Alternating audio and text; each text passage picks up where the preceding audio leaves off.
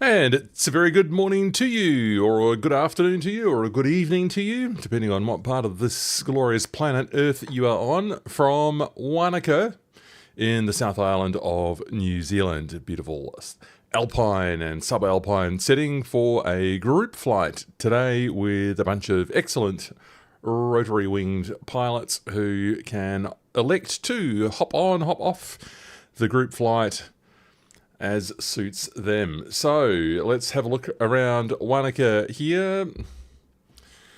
I've chosen the new surprise Huey that we find added to MSFS 2024, an adaptation of Taog's Hangar's excellent Huey from MSFS 2020. And here it is, surprise, in 2024. So we'll find out a bit about what that's like to fly as we go. And who joins us today? Well, here is a lovely S76 from Hotel Papa Romeo Alpha. Hello to you. Who else do we have here? That looks like, oh yes, Overspeed in a MH60 Tango. Oh, nice Canadian Grumpy Pine. Have I seen you on a stream before? Hello to you. Nice Canadian Huey there for us.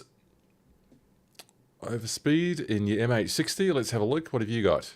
Also a Canadian machine. Very good. Sometimes we don't see aircraft with the correct liveries in the stream, but that's just the way it is. And here's our Hawkins Heli Tours. Our classic Stranger Things livery. Now, who else do we have over here? We've got other part of the airfield over here. Sev M, looking a bit invisible to me there, but SoCal Jerry, hello to you. Very reliable participant in these streams in what looks like a MH60 with all of its things still on. That looks like a Romeo you've got there. That's interesting.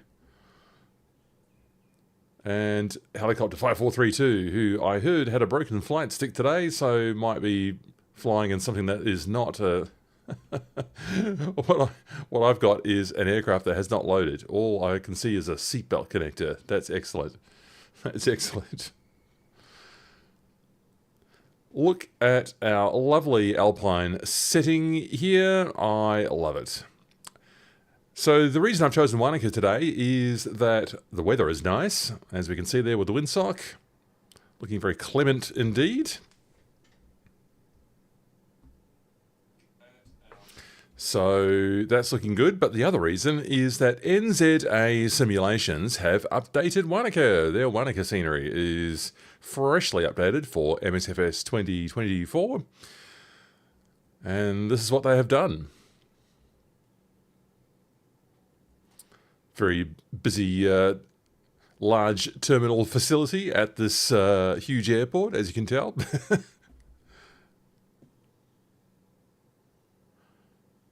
Welcome to Wanaka Airport. Nice work.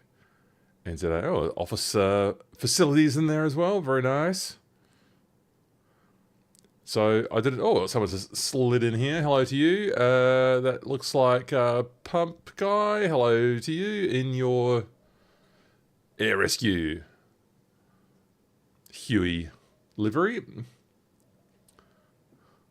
Alpine helicopters. There's so many helicopter operators in this part of the world. Although my one here with its, I like the sort of mismatched doors, the colour scheme there. Yeah, well, I'm outside Performance Aviation Limited. It's a Gimbal sales and services areas centre, so that implies a bit of helicopter activity there as well. A couple of Bell helicopters there, a 429 and a 222, lovely. And Geopilot World, oh yes, that'll be our excellent geologist pilot friend in your Air Rescue MH60. So I had better get started up. And hello to you, SoCal Jerry, in the YouTube chat. QB Minecraft's ready to go. Oh, where did I put my helicopter? There we go.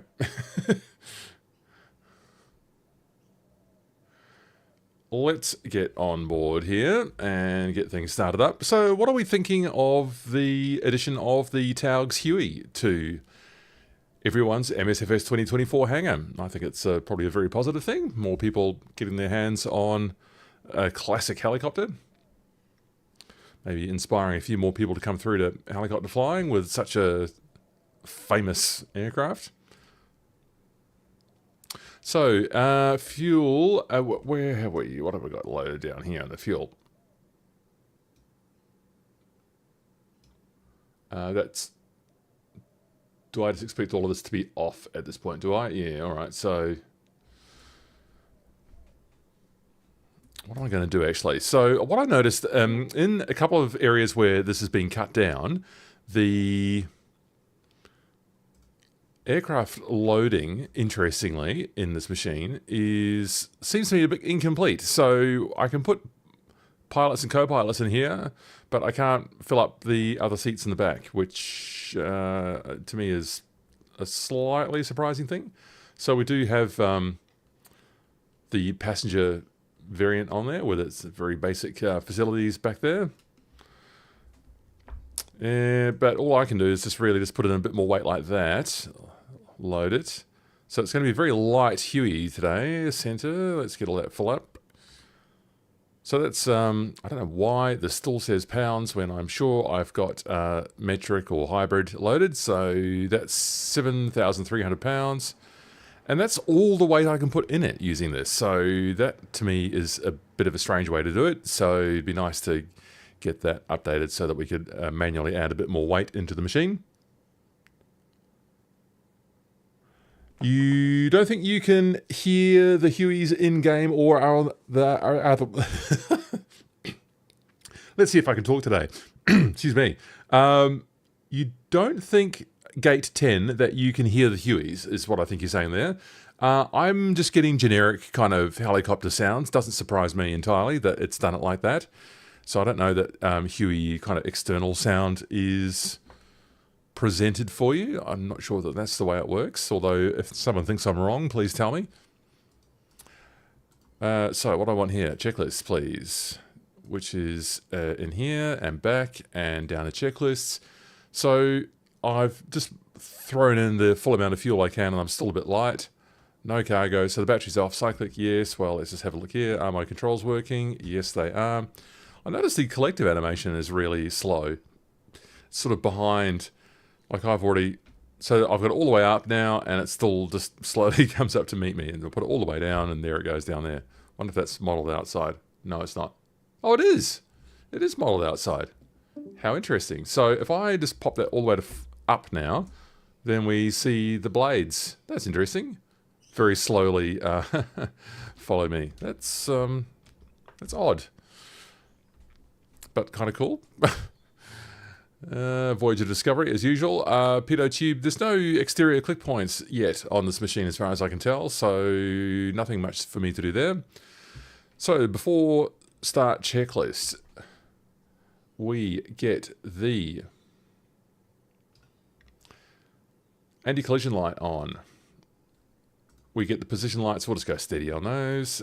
Probably not needed on a bright sunny day like this. Cabin heating, check off.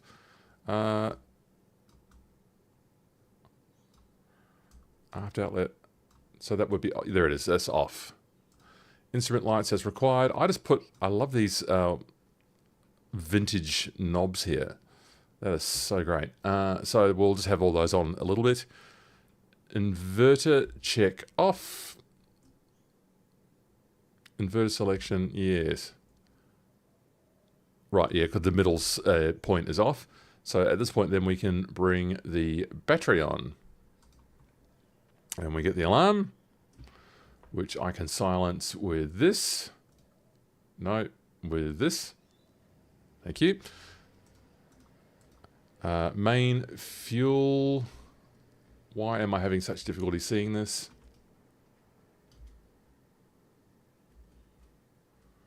Why am I having such difficulty finding the fuel, oil, or fuel pressure, fuel quantity? Oh my God, it's the top one. That's why. And that goes all the way down. That's tested. We test our lights down here. Test. Test. And they're all working. Caution, panel lights, tests, flight controls full and free. We did that already. That's good. So we're on to the start engine checklist.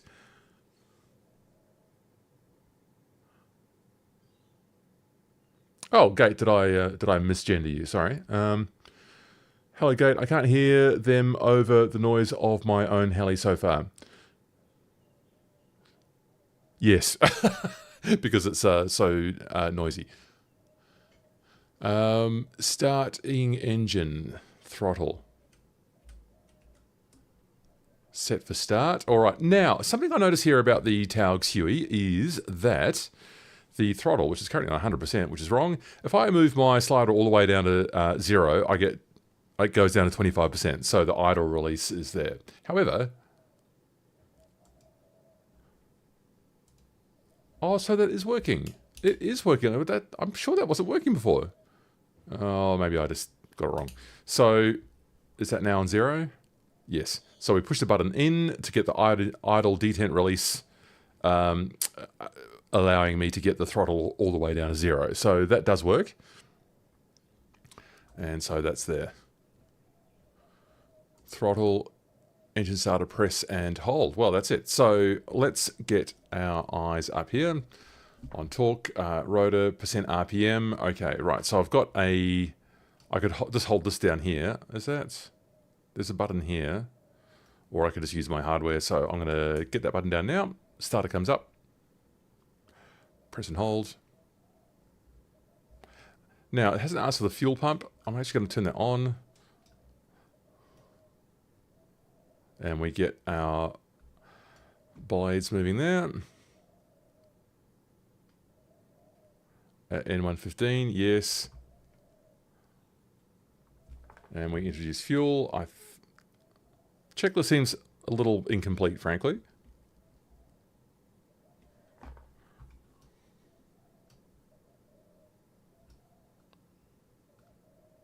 Get a little bit of shaking there. Lovely. As we come up to speed here.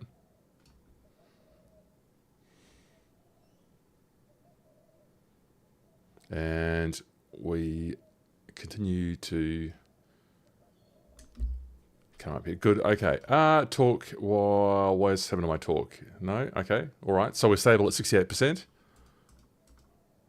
At which point I can turn on my inverter. Now, what are we thinking of my audio here? I'm just going to... I can hear more. That's interesting. In my headphones, I can hear more exterior helicopter sounds than I can internal Huey sounds. So if you're listening on YouTube, just tell me what the balance of audio is like, please. Could you just tell me whether just the balance between me and everything else is okay? Just a little bit mystified that the Huey audio seems lower than the exterior sounds to me right now. So much so that I might just have to quickly just check my settings and make sure that I haven't turned down the engine sound. Master volume, that's usually what I leave that on. So mute audio and background, what does that mean? Oh yeah, of course, yeah, okay. So another new option that I've not spotted before. Thanks, Jerry, for assuring me that my audio is okay. If you want... Not much aircraft sound. Okay, cool. I thought that might be the case. So what I'm going to do is stream audio. Oh, there's none actually, because that is on the wrong setting here, I think. Audio output capture, currently nothing. Currently nothing, because I don't have that on. All right. There you go. Mainly my voice, not much aircraft sound. Well, there wasn't any, but the way I had it before. What's it like now? I'll just have a look in here. So hopefully that is a slightly better mix there. It's always something. There is always something.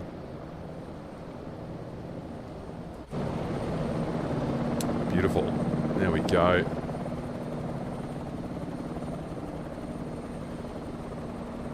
Look at you all. So thrilled to see you all on the stream again. Jace, hello Jace, and thumbs up from you, so I'm assuming that's all fine. So just had a bit of an audio configuration issue there, which I think I've sorted out. By all means, please let me know if I need to go louder or quieter on the background sound. Now, this IFF thing here, I have no idea what I'm doing with this, so that's not the IFF anyway. Is this it? So if I turn that on, that stays there. I just start to just randomly play with some of these, then it just seems to... there we go. So I just turn that... yeah. If I just turn something here, then I get rid of that warning light on there, so I don't know what I'm doing with that IFF, but that seems fine now. Okay. Swig of water. And I can start to think about my next move here. So, flight planning. Here we are at Wanaka Airport, just to the southeast of the Wanaka Township. So I'm going to follow the... no, I'm not going to follow the Clutha River, actually. I'm going to find the main road that gets us over the Wanaka Township. We'll go and have a look at a couple of little scenery elements here. So we'll aim to be about 500 feet. 500 feet over the town. So we can deafen the good residents of Wanaka with our Hueys. So, hello A320 Simulations. Hello everybody. Dan gone of these days. I need to join you. Day off for the... well, oh, one of these days I need to join you. Yes, yes, yes, A320 you do. Yes, one of these days you do. So we'd love to have you on a stream one day. And look forward to that day coming to pass. Geol pilot, your first multiplayer flight. Here's hoping you're going to be fine.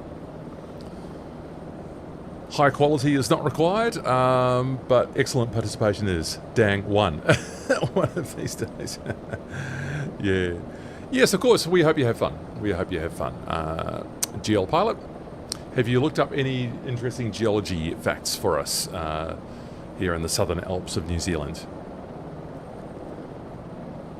I suppose New Zealand's a relatively young country in terms of its geology. Like, it's only just all these jagged mountain peaks suggest, I suppose, that it's all... oh, what am I... Who am I to talk about any geology at all? Just shush Matthew and let GL Pilot tell us if he wants to. Okay, right, now, so where am I?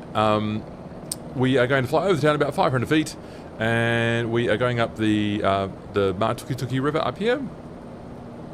And that'll get us along to... we could actually do a little bit of scenery spotting over here. We've got Twin Falls. That's what we'll do, actually. So we'll hug the western part of the lake, and we'll go through this pass here over Aspiring Helicopters. There's some nice waterfalls for us to admire. I, of course, have the new NZA Simulations scenery loaded.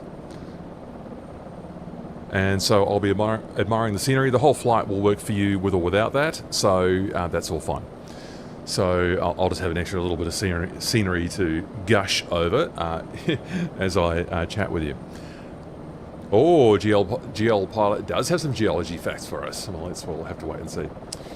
So why don't I get myself, just get back on the checklist again. Starting engine, well, we've done all that. Engine and transmission check, in-flight, engine run-up. Oh, that is on the checklist there. Yeah, but the fuel isn't. You do need the fuel pump in the Huey, don't you? Otherwise it won't start. Is that true? Someone tell me if you think I'm wrong. Starter generator, standby generator.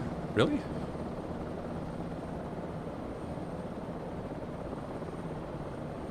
Slowly advanced. Really? Well, it doesn't look like that's cancelled anyway. Surely, I don't feel that that's correct. I'm just going to actually leave that on there. I feel like maybe there could just be maybe a little bit more attention given to this checklist in here. It's not fully implemented yet, I feel. Vertical flying. You think that the Huey has the cyclic tail rotor input correlation? Oh, it's just gone. So I started reading your message and you took it off. Okay, no worries. The challenge will be to type a bunch of things while you're trying to fly the flight. Yes, that is correct. So... while I get myself started up, I'm advancing. Okay, why is that talking back to me? There we go. So, having a bit of audio fun today. That's alright. So I'm advancing my... I can honestly hardly hear my helicopter. It's quite strange.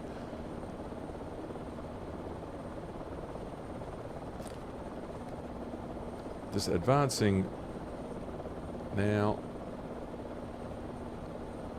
Coming up here on our RPM. It looks like the governor has got it. Or... Oh! Through the roof there on the torque pressure. Don't need that. So we'll fly to the northeast. Northwest, I should say. So we can use a runway... I can just hear my helicopter so loud. Using runway 29. So we can do... heli sound is light. Yeah, my heli sound. I've got the exterior ones. It's very strange to me. I just feel that the audio is not quite right on this add-on just yet. So I also believe, and I haven't followed all the chat on Taog's Hangar's Discord, that the development of the machine is now with Asobo or Microsoft. So maybe the initial assets were sold and now it's all up to them to keep all of this working. You're going to make a flyby to this area, Joel, with your crystal light. Oh, vertical flying. I think that the Huey has the cyclic tail rotor input correlation like the H125 had before SU4. The cyclic tail rotor input correlation. So you move one and it's sort of cross-coupled to the other, like that EC130. I don't recall that being an issue for me. I'll just reset that master caution and get the low rotor RPM on. Warding on, which I can't see right now. That is on. How odd. Why wasn't it beeping the whole time? Okay, another small mystery. Okay, so down to runway 29. So now I'm in an American machine. So we'll go left pedal, left cyclic, and you can see it on the input viewer there if you're watching. Hello, 41 concurrent viewers. Getting light on the skids now.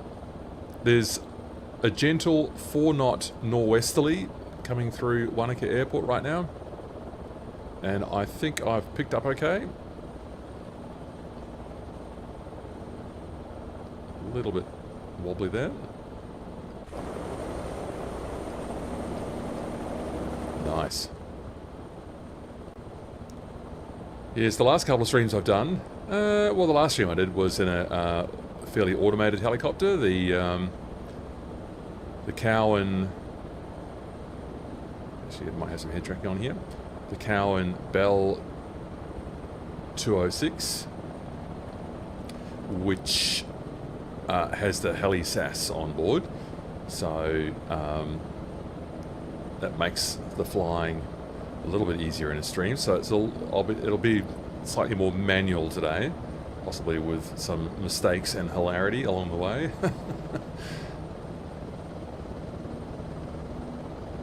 This, as they say, is getting a bit sporty. Okay. That looks great, NZA. Strap yourself to a beautiful stranger. I guess they're doing skydiving operations from them. Look at that awesome DC-3. Yes, lovely. Okay.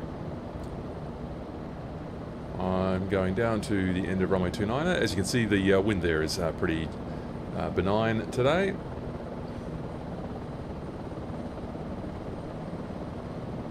Just a gentle norwesterly coming into Wanaka Airport. Hello Night Fury, hello Sev M, hello Overspeed. Here you are. I'm going to get right on the numbers.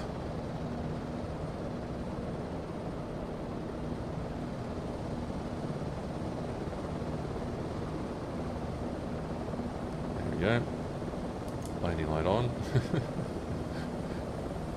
I'll set myself down here for a moment. Oh, look at you all coming over here. We'll just do a little group shot or something. Skid down there. Okay. Head tracking off for a moment. Oh, look at you go. Look at all these Hueys! How great is that? Group shot. That is really great. That is going into the Discord. If you want to join the Discord, it's only me and the voice channel right now. You can hear me kind of live if you want to get me a little bit ahead of time, or a little bit, what's the word? A little bit more live than on YouTube. I am in the voice chat channel of my Discord server. So what am I doing here? Taking off at Wanaka. Yeah, the Discord's going quite nicely. Thank you, people, for supporting that. Oh, that's magical. Look at you all go. That is so great. That is so great. That is really, really terrific. I love it. All right, let's get moving, people. So I will give myself some left cyclic, some left pedal, and get my head tracking back on, and look down the end of the runway. Try and keep it all stable. And we will keep the torque in a healthy position there for me. And keep our eyes down the end of the runway here. As I gain speed, we're through 40 knots already. Womble Way, hello to you. Midlife Rex, hello to you. 60 knots achieved, and we'll get about 500 feet above ground level. I'm going to follow the main road into town. Oh, there's the museum, what is it, the Transport and Toy Museum, is it, at Wanaka? I've never been to Wanaka. Maybe next year. And just going to get ourselves on the main road here and follow that in. Get the head tracking off now. Stingray style. What server? Southeast Asia. So server details and multiplayer details are all in the live stream description, including the flight plan. Jerry, yes, I was struggling with that SAS. It was a bit of a strange one. I didn't quite really feel like I got to the bottom of that one.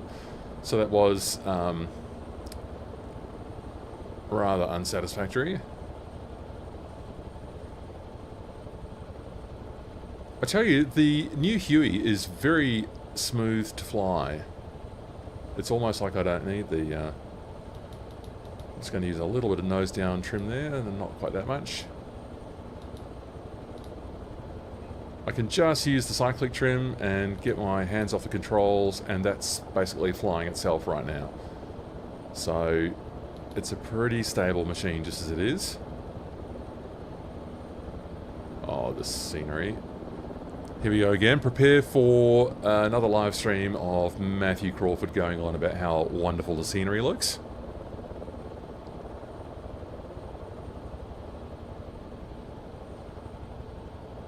That is excellent, as usual. So here's the town of Wanaka coming up. I've got the Clutha River over to our right.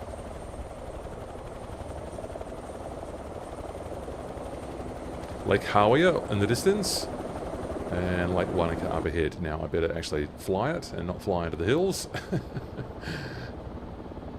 That's the danger here. So the SAS is supposed to allow me, when I was flying it with the Bell 206, yes, to manage the stream a little bit more coherently. So the danger now with the Huey is that I don't quite... When I do those exterior shots, there's no control inputs going in anymore, so it can wander around a bit. Not ideal.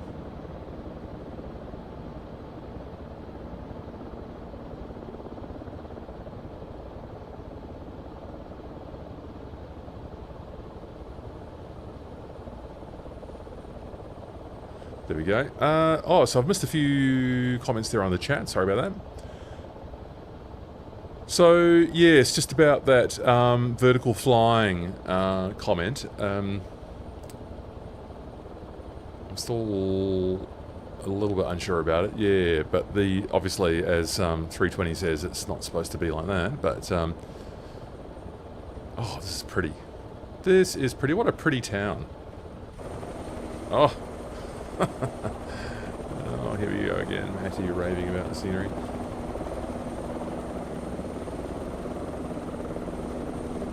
What a pretty town. I guess it's like a slightly less developed kind of version of Queenstown. Oh, I shouldn't say that. People in Wanaka will go, it's nothing like Queenstown. It's much better than Queenstown. So, I mean, Queenstown's just, I suppose about an hour away. I can hear you on Discord. The way I'm hoping this works is that the Discord output is not going to the stream. So I'm just going to pause here a moment just while I hear myself back.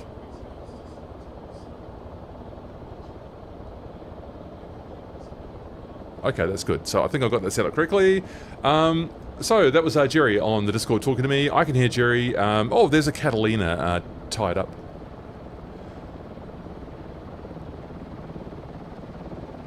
Interesting. Right, so just had a note from Jerry in the server here. So I've probably got the input setting wrong here. Input device is not the Windows microphone. It should be this one. So I'm assuming, Jerry, now that you can hear me in the Discord voice chat. Excellent. So, hopefully I can still getting out onto the stream though, that's important. I'll just double check that.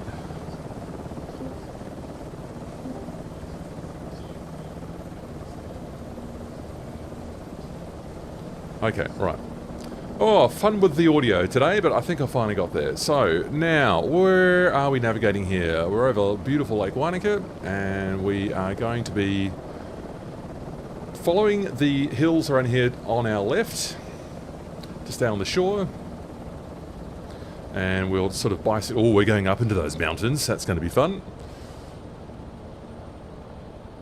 42 concurrent viewers. Let us know your helicopter experiences. FMJ 777. You're calling the H225 as flyable now. Look, that H225 situation has been obviously a real pity. Can't suddenly hear any other helicopters. Oh, no, you're just over there. That's okay. The H225 situation has been very disappointing. I mean, they're obviously having some problems in the development team, or they've lost access to key players, something like that. I'm only speculating. I don't know what has happened at Hype Performance Group, but they claimed that they had the update done ages ago, but it never went live with SU3, and then, well, it seemed to sort of languish for a while. So that update on the H225 is finally live, and people have a right to expect this to be sorted out because they have paid for it, essentially. The H225 was in one of the premium or premium deluxe editions of MSFS 2024, so people might have expected that this would be sorted a bit sooner than what it was. So look, it's a real pity. It's just that the update as it stands right now is not everything, right? It's I'm personally finding it a bit strange to fly. There's a real weird nose up situation when you pass about 100 knots. Of course, none of the autopilot is configured yet. I mean, given that it was a massive development for Cowan Simulations to get the autopilot working on the S76 and the HeliSAS working on the rest of their fleet. So we're just going to go past these hills here. So I'll keep these lower hills just on my right. And we will go up the valley beyond. So we're going to be taking a right turn after this hill, right here on our right. Yeah, so the 225 has been updated. So that update did go live with SU4, actually a couple of days later, so people were wondering if there's yet another problem with it. Or maybe a day later, to be fair. And I would think it reasonably fair to say that it's not brilliant at the moment. And there's room for further improvement. I'm just trying to be polite here. Okay, let's get up this valley. Let's get up this valley. This Huey is very stable. It's very nice to fly. I can really just trimmed it, and it's just doing all the work for me. I don't think a huge risk of updrafts and downdrafts today. We are talking about a 4-knot norwesterly, so I think we're going to be okay. Oh, what a pretty valley. What a pretty valley. Which river is this? Don't know if this is significant enough to be named in Navigraph. It's the Motatapu River, or stream. So we've got some falls here on our left, which have been added in by the excellent people at NZA Simulations. And we'll overfly Aspiring Helicopters. Actually, I now forget if Aspiring Helicopters is in the default simulator database. But they've actually put a model in there now for it. FMJ, definitely not perfect, the H225, no kidding. But at least manageable, yeah. It's a little bit more sensible in the ground taxi as well. You have Premium Deluxe on Xbox and now PS Pro, awesome. H225 has been a massive shame from a development point of view. Yeah, it has. It has. It's a real pity. I'm sure no one wanted it. Okay, there's our Twin Falls that NZA Simulations have put in for us. That's cute. Just snaking down the 2 hills there, the little gullies. Oh, now just concentrate on flying, Matthew, as well. And so that's Aspiring Helicopters just down here, is it? Let me just get it on the camera, external camera. One of those ones. Should be just a beam now. Oh, there it is, just circling it there. So there's a model in there for that now. So we're just doing an overflight there. I can't quite remember if that's... Okay, I really have to fly this helicopter. Come on, back in. Yeah, oh no, there we go. Oh, what fun. This Matukituki River, that sort of braided river up ahead, looks just lovely. Joel Peterson, you're going to fly the scenery with your Pimax Crystal Light and therefore melting my rig. Yeah, the computing power is extraordinary, isn't it? I wonder how much of my monthly power bill that I pay is chewed up with my flight simulation hobby. How much do I actually pay? Probably don't want to know, Jerry suggests on the Discord. So, yes, I think best to maybe just pretend it's not happening. It's quite nice in winter because the computer does keep the room nice and warm. So it's like having a 800-watt heater burning away. Oh, dear. It's like, at least in winter, claim that it's helping with the heating. A heating offset, says Jerry. Classic.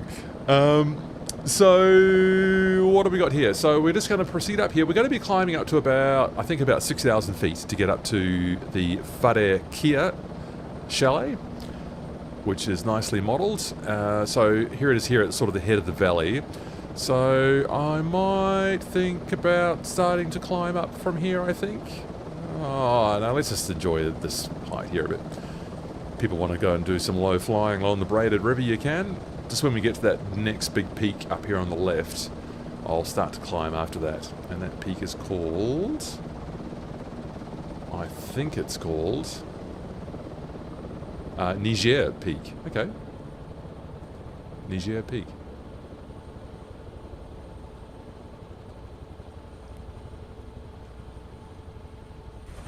Oh, look at you all. This is a fantastic turnout. 1, 2, 3, 4, 5, 6, 7, 8, 9, 10, 11, 12, 13, is it? Helicopters in the flight? Brilliant. You people are great. 39 concurrent viewers on the stream. Hello to you. Remember to hit us up with your helicopter questions, your helicopter problems, your helicopter observations. Oh, now, is that Mount Aspiring directly up ahead now? Yes, it is. So, on the horizon there, the very tall peak, or one of them, is it might actually be so-called Pope's Nose on that one, is it? And then that one's Mount Aspiring there on the left. I could be right. I could have those the wrong way around. So yes, there's Mount Aspiring. We flew by that on a prior stream, but we're taking a different route today, and this is very pretty. Very pretty. Ah, look at you go, A320. Thank you so much for your kind support for this channel. You are an excellent contributor to our flight simulation hobby yourself. Love to see your content too, and see what you're up to and what you're interested in, A320. You're a very kind person.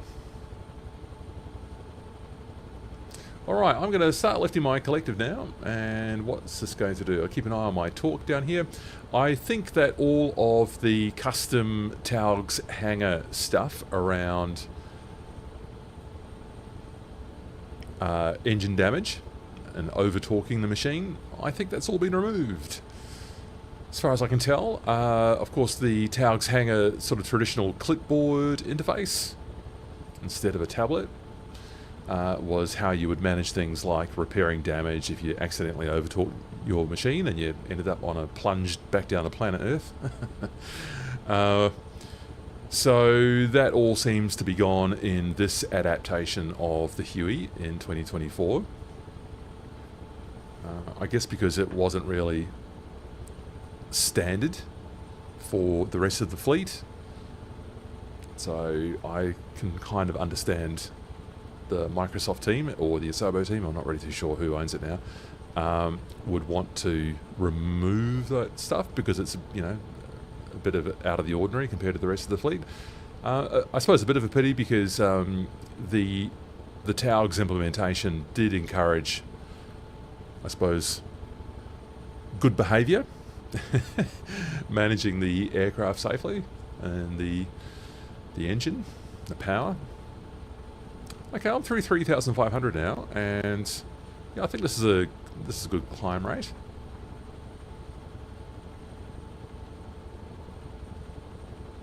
I'm loving the amount of the snow line here. Looks good. I don't know if it's perfect. Sometimes I try and find a webcam at the destination to see if I can see get the snow line correct. I've just left it on live today, and this is looking pretty good. In fact, it's looking just sensational, really, isn't it? I mean, look at this valley.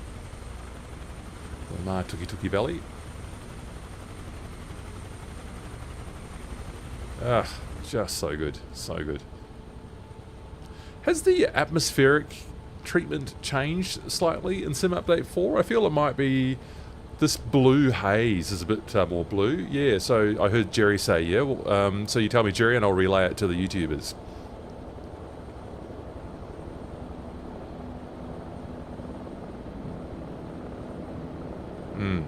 So Jerry's calling it a lot more realistic. For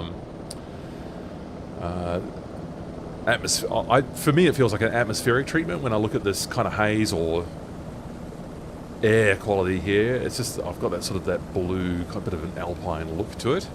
So yeah, it looks good to me. Yeah. These things are always a matters of opinion, and someone somewhere won't like it, but or I don't know. They'll say, "Oh, Rex Atmos does it better." I had a look at Rex Atmos. I haven't actually used it yet, but it looked a bit impenetrable to me. All those millions of sliders to get your desired atmospheric effects, and then Sim Update 4 comes along and it's being changed anyway. So it's like, I don't know. I mean, if people are interested in posing a very particular look, a lighting look, and an atmospheric look in maybe screenshots or productions that they're doing, then Rex Atmos might be a really great tool for that. So we're going to be following to the right here, and I'm at 4,800 already. You lovely Huey doing good work for us. What a great machine. What a privilege to have a free Huey in the simulator. I suppose some people might have mixed feelings about it. Like, people might be wondering, well, if this has now been adopted by the Microsoft or Asobo teams, then what does that mean for getting a higher fidelity Huey into the simulator? And that remains to me a bit unclear. I think I saw Taog say something like it wouldn't be the military version. So maybe Taog's Hangar, and again, I'm in absolutely speculative territory here. I do not know the answers to these questions. Maybe Taog's Hangar might be able to do a Bell 205 rather than a UH-1. in MSFS 2024. So I'm not really too across that. Now that was a sudden... I just pulled a little bit more collective and it really leapt up. So NZA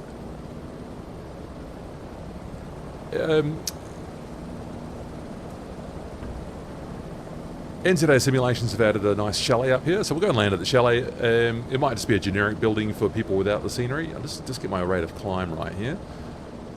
FMJ, Matt, have you always flown helis, or do you enjoy flying planes as well? I fly helis and fast jets, everything apart from airliners, although I could have needed.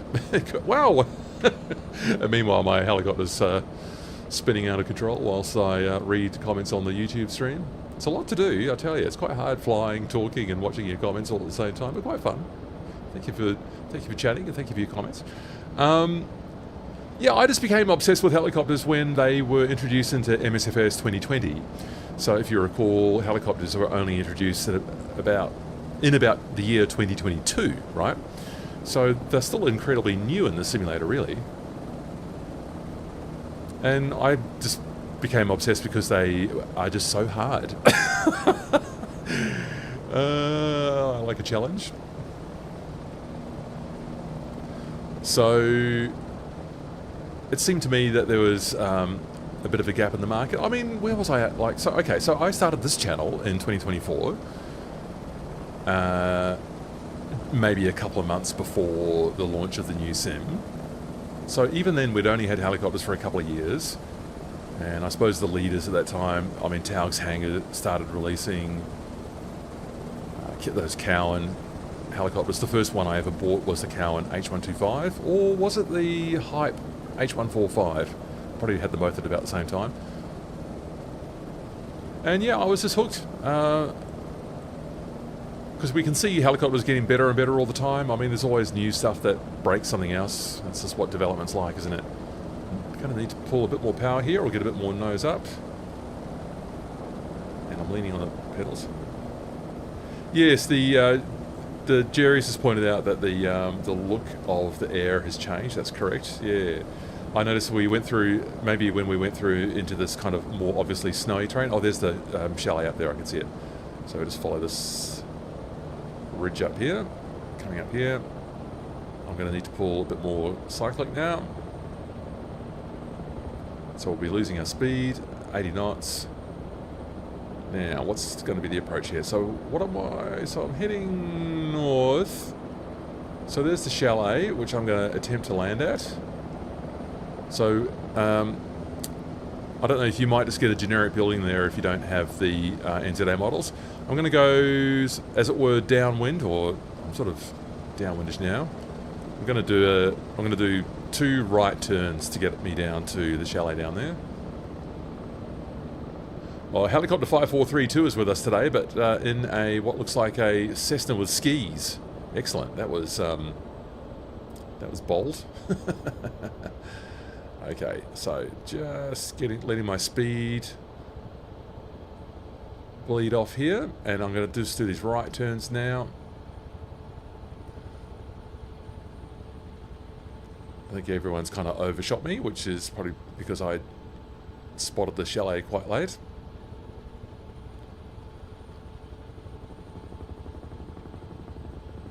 Right, so it should be in front of me now. Oh, I got a bit low. Okay, how are we going to do this? 30 knots on here. Oh, alpine flying's really interesting. You got to watch everything. Oh, Kim DK, hello to you. You've done an excellent job. You're right in there. Perfect. I've been very smooth on my approach here, I think. I just got a bit low there when I did that turn. I'm going to try and land next to you, I think. Maybe a bit behind. Kim DK's already walking around. That's classic. That's very funny. Oh, I hope they had the kettle on here at the chalet.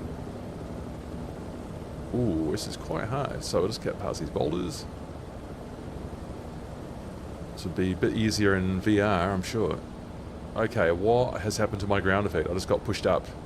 Weird. Weird. Alright. Down I come, I hope.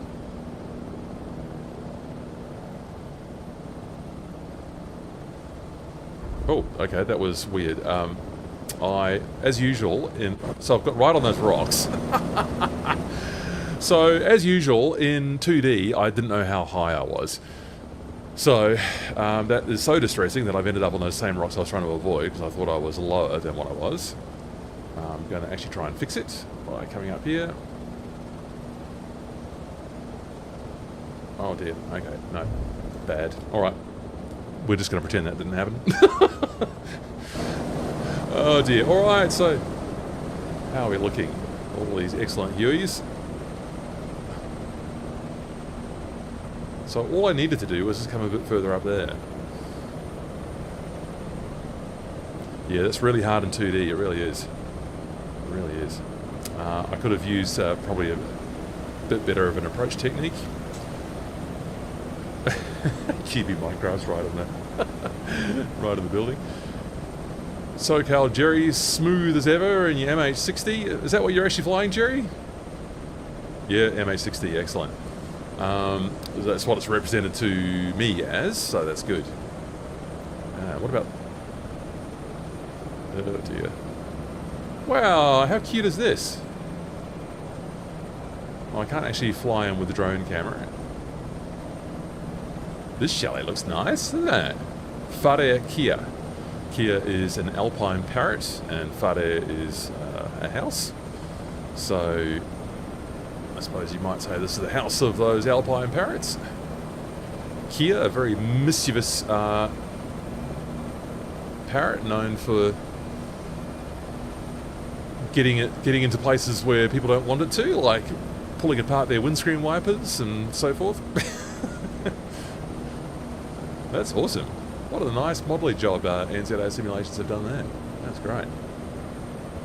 Right. HPRA, you probably got where I wanted to be. I've done a frankly terrible job there of that approach and not being able to see what I was doing. Alright, now this is going to require a group shot, so let's get this posed nicely here. What looks nice? Get a nice angle here. Hide the input viewer. Right. Whare Kia. Lovely.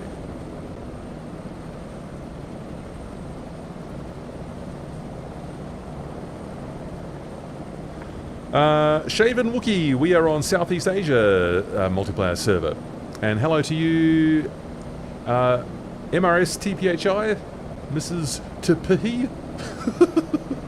Not quite sure.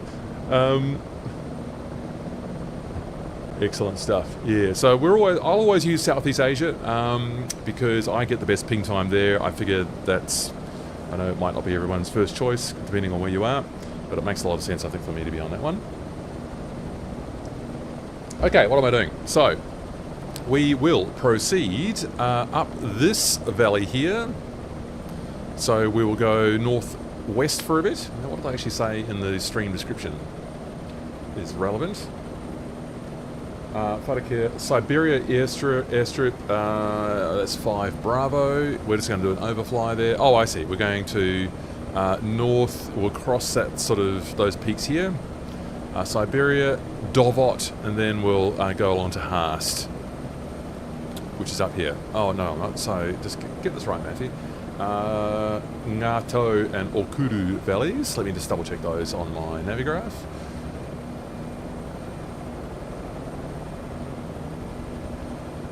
That's Ngato and... Oh, okay, now I've got it. Okay, cool. So we just go...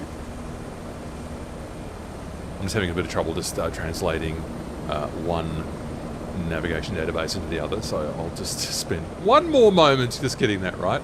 So Mount Attica then on our right, Mount Dispute on our right. Okay. Well, actually, I'm going to change it. So we're going to go the Waiatoto instead, and I will need to have therefore Pickelhaube on my left. Okay, got it. Got it. Right, so that means we just go up this valley, which is going to be spectacular. And that is the Wanaka Valley. Okay. Okay, got it. So we're going up this one here. Alright. Oof, sorry. Got it. Right, now, how am I going to get myself up from this weird position that I got myself into down here? I'm going to have to use a lot of forward cyclics to try and right the helicopter. Whoa. And not hit the shy. That is an excellent model. Landing line off, I think. We are moving.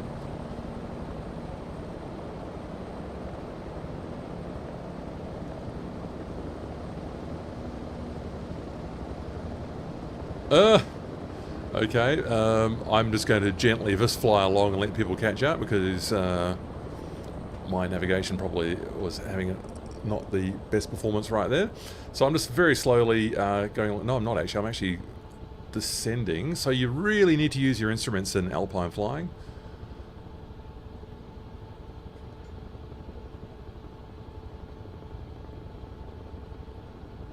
So I've got 80 knots on, I'm level at 5,600, turning to the right to go up this part of the valley, and then we'll cross over, I guess, a saddle up there.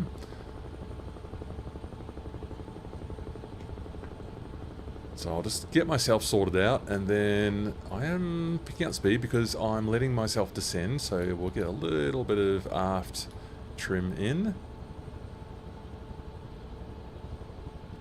And then some cloud as well, just to make it a bit more fun. Right, now, as people have... Oh, okay, people have kind of kept up with me, that's great.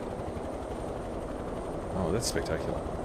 That is spectacular. Cyclic Pencil, hello to you. Don't think I spotted you before. CD0139, hello to you.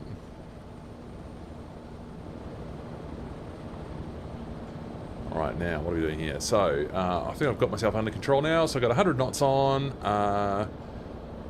Not quite sure at what elevation the saddle is at, but we'll deal with that when we get there.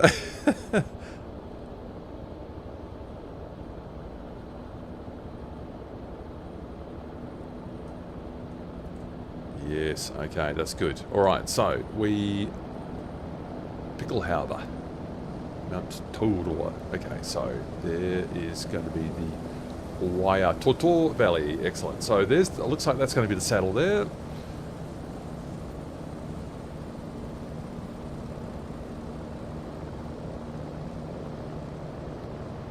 So putting a bit more collective. So I got down to 5,000 feet there.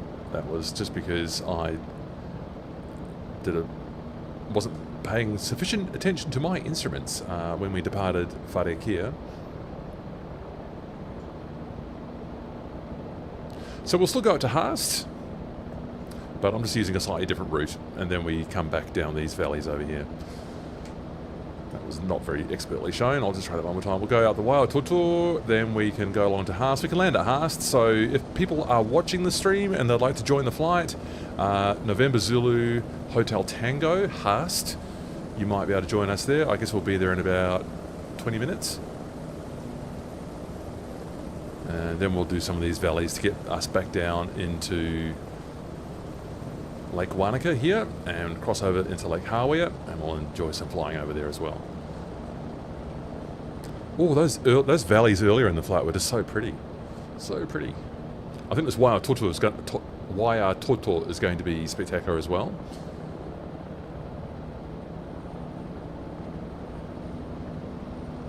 It's all spectacular, really.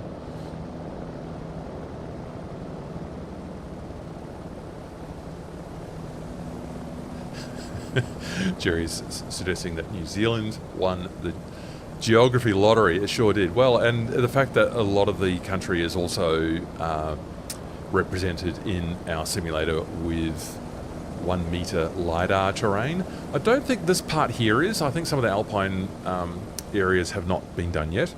But some of the more of the lowland stuff certainly has, and that's another reason why flying in New Zealand Makes so much sense. Apart from being so pretty just as it is, it's also represented really nicely in the MSFS 2024 database. It's got really great scenery, resolution.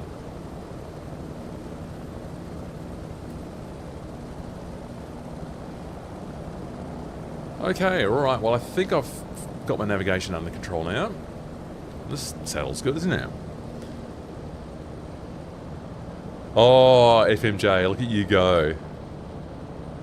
Do you know what? There would have been a time where I would be up to actually say that place name if I just actually practiced it first. I don't want to disrespect anyone by doing a terrible job.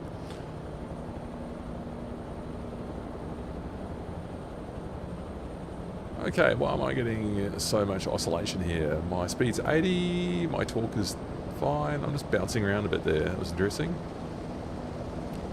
Wonder if I got a bit of a downdraft or an updraft. Where am I? So we're just passing over. For anything, I'd say we're going to be getting updrafts here. Yeah. Just bouncing around there a bit more. So I think I've managed my airspeed okay.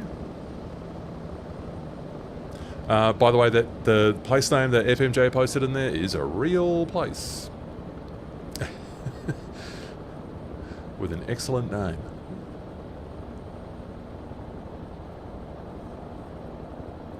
Alright, so we can lower collective now. So we can get a bit fast. And we'll descend into the Waiatoto.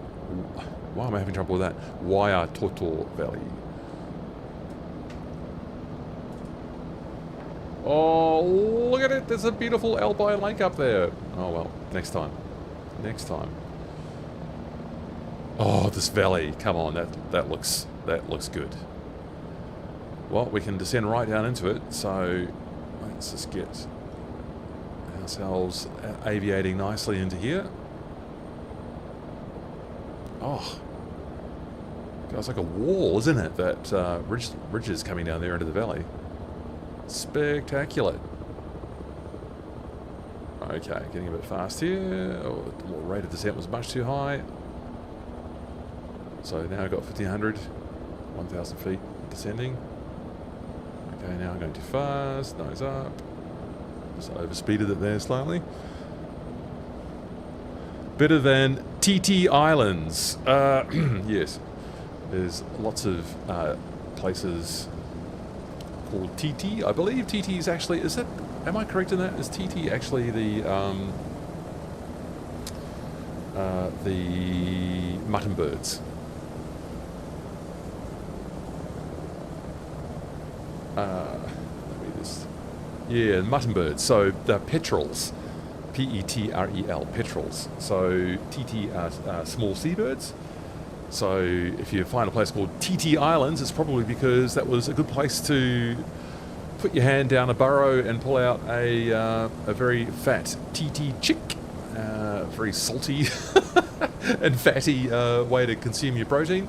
But yeah, that's definitely traditional foods in places like Australia and New Zealand. Oh, this valley. I wouldn't have thought the snow line came down to 2,700, so I think we've probably got a slightly odd weather data at this point. You can see it suddenly cuts off on the ridge line up ahead. So I wouldn't have thought there was snow on this valley floor at this time of year. It is such a majestic country, FMJ. It really is. I'd love to do more flying down here. I did a heli tour in Queenstown a couple of years ago in a BK117. That was pricey, but it was unforgettable. So it was one of those things that you can do once in a while, make yourself feel special. We landed in that, I think I probably told the story last time, we landed in the, not the root burn, what am I trying to say here? The Earnslaw burn, which is where we have been on one of these streams in the past. Oh, this scenery. Really. Amazing. Just amazing. Let's get the group shot. How are you going? Oh, left a couple of people behind. We'll just... how are we doing here on speed? 100 knots. So we'll be down to sea level at Haast. So we'll set down at Haast. If people need to step out, they can step out at that point, and or people can join at that point as well. NZHT, Haast. So you can either hop on or hop off at that point if you like. Down at sea level. Might need a bit of more collective here to not get too low. Overspeed is living up to their name there, rushing ahead.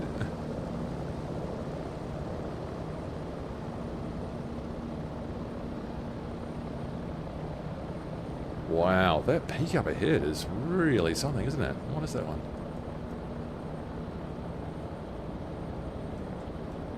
Yeah, Mount Havelt? Or Mount Duncan, perhaps? Yeah, Mount Duncan, that's it. 5,700 feet. Which is the elevation, actually, that we landed at, wasn't it? At Wharekia.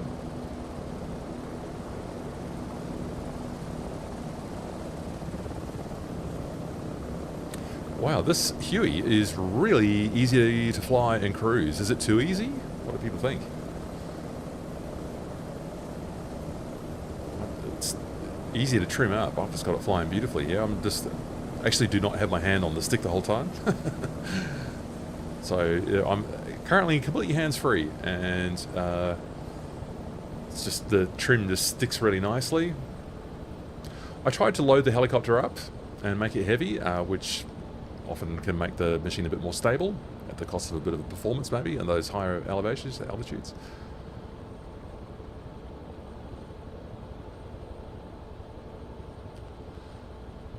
Yeah, so we can see a bit of a sharp cut-off here, can't we, with the snow line. Bit of an odd phenomenon. I mean, here's your Lord of the Rings stuff right ahead, isn't it? Takes you right there.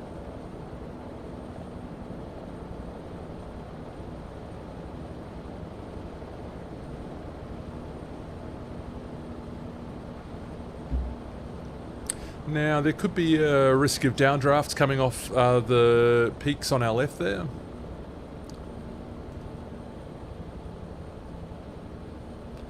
I'm going to just check the Haast weather. How am I going to do that? I could just try the MSFS method first. Haast, more info. Weather. Nearest available METAR's Christchurch is the other side of the country, or the other side of the South Island. So 070 at 13, so we might be getting into a slightly stronger easterly, really? At Christchurch. Interesting. I don't know what we're going to... I don't think in real life it would be blowing anything like that in Haast. I'll just have a look. On windy. I've yet to really figure out how successful... Oh, a 6 knot northerly. Allegedly at Haast, but we'll be prepared for that not being the reality. Anything could happen.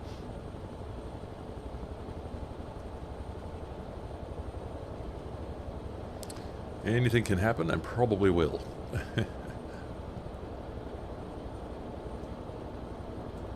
Alright, yeah, so I guess we'll be in Haast in about 10 or 15 minutes.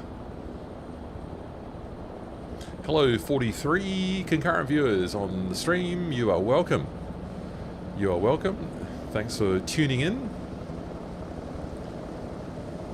You are very welcome to put your helicopter wisdom, experiences, commentary into the text chat. I'll try to read every comment and say hello to you.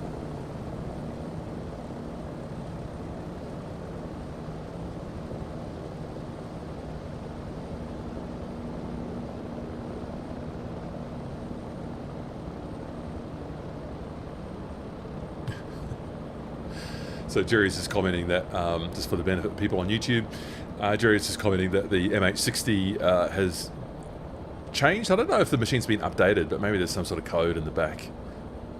Actually, what has happened to that MH60 update? Wasn't there another... Or am I getting confused with the Mission Hub now? I'm a little bit unclear. The Mission Hub did get updated, but I thought there was something that was coming in a matter of weeks, which feels like a matter of weeks ago. So I've just got a feeling that there might be some more updates coming from Miltech soon. Just a little bit unclear about that. So maybe...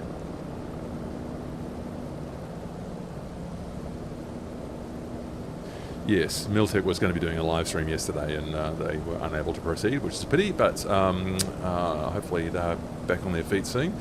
Yeah, I'm a little bit unclear about what the development status is there, but Jerry was just saying that the MH60 in multiplayer wasn't putting shadows on the ground. But it is now, so we're making progress. Oh, this valley! Come on, this valley is something, isn't it? Down 1,500 feet already. This valley. Oh my word. What a place. So, this is now... Why am I getting audio dropping out? Is that just my computer? Yes, it might be, because it happens when I just switch to Navigraph on another screen. Oh, FMJ. FMJ, first of all, thank you for your amazing support. Towards your England rugby top. All Blacks are my second team. So funny. Thank you very much, FMJ. That's awesome. You are great. And very much appreciate the support for the channel and what I'm trying to do with it. Empower people to get the most out of the possibilities for helicopter flying in our simulator. And there is the Tasman Sea up ahead. And Jelly23, hello to you. First time I think I've seen you in the stream.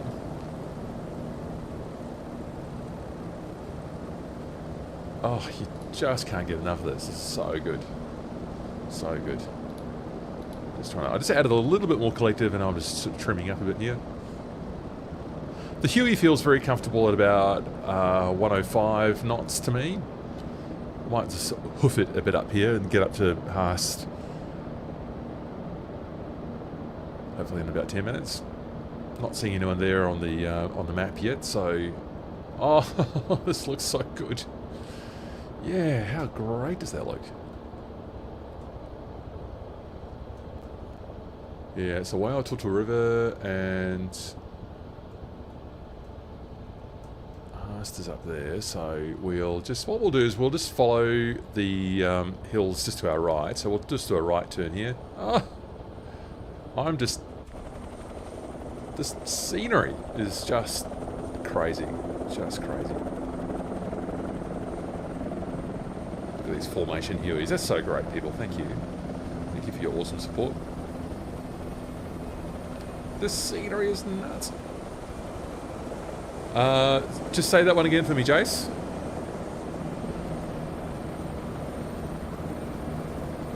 It's absolutely amazing seeing, doing a scenic sort of pan like this and seeing where everyone is and enjoying cyclic pencil. Oh, it's so good. Oh, Shaven Wookiee's up the coast there. Alright, so I need to do this right turn. So get out of the drone camera, Matthew.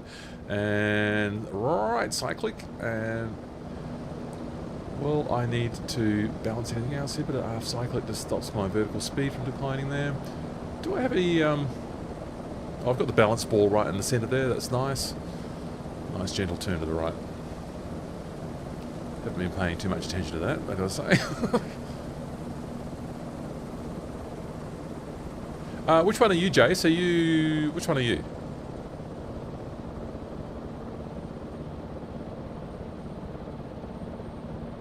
Oh, Night Fury. Right, okay. It's my typical habit to get confused about people's names on YouTube, Discord, and Inside the Sim, where people... everyone has different names. So, great to see you, Jace, and to hear you as well. So, Jace is in Night Fury. Where's me? Oh, it's so good. Imagine the sound of a flight of Hueys coming in like this. Oof. That'd be exhilarating. So let's just get that over here.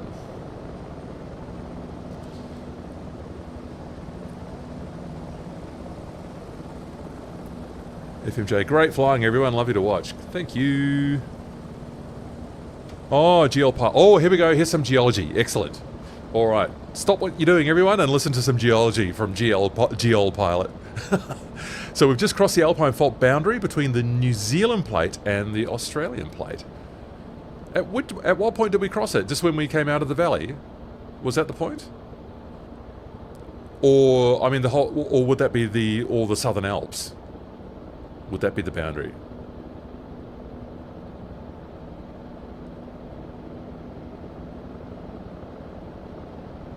We'll do like a bit of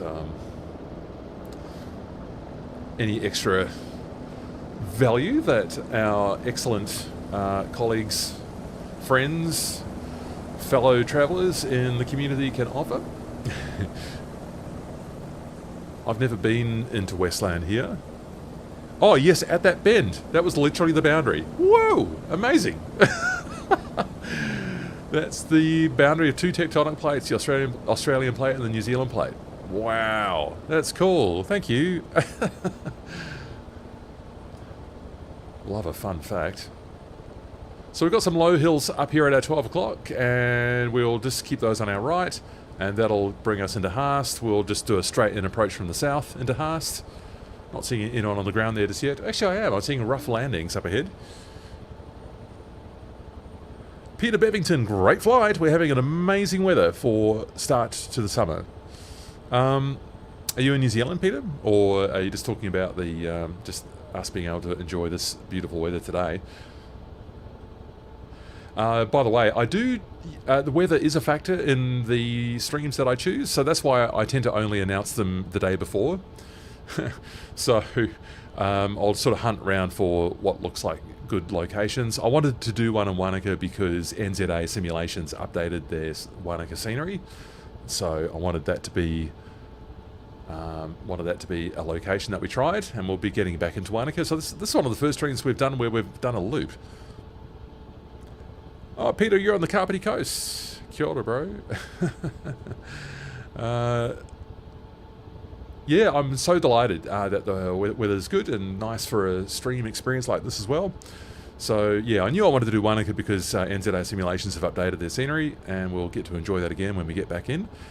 And I sort of checked the weather the day before and see what it's like. If this had been bad, I don't know what I would have done. Just chosen something else.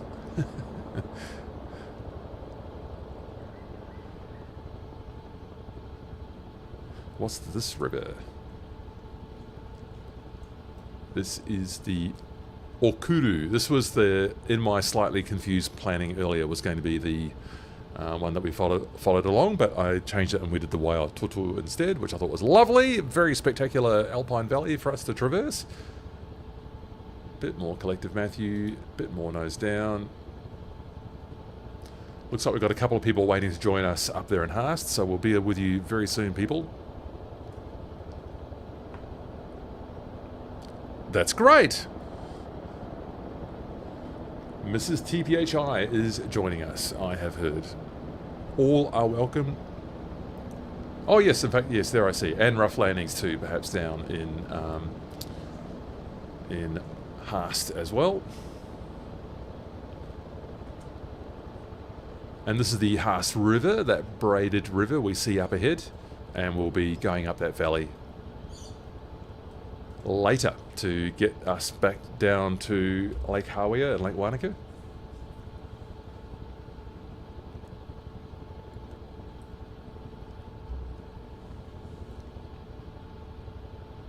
GL Pilot, because of those plates we mentioned, GL Pilot is suggesting, I don't know what any New Zealander would think about this, because of the plate boundaries here, this part of New Zealand belongs to Australia.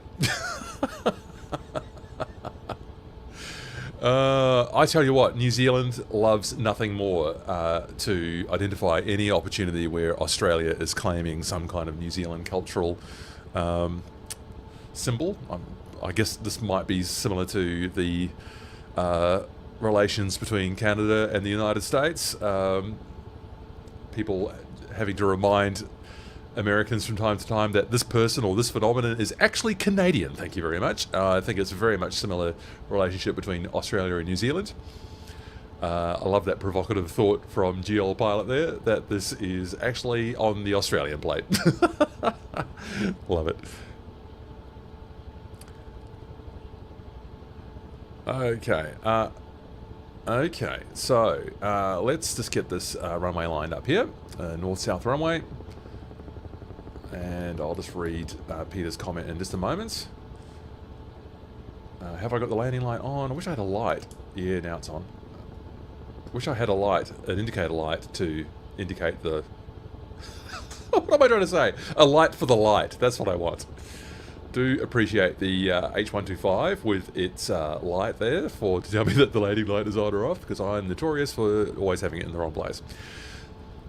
Okay, so I'll just do a slightly deflected approach here so I can see the runway. The visibility in the Huey, frankly, is terrible.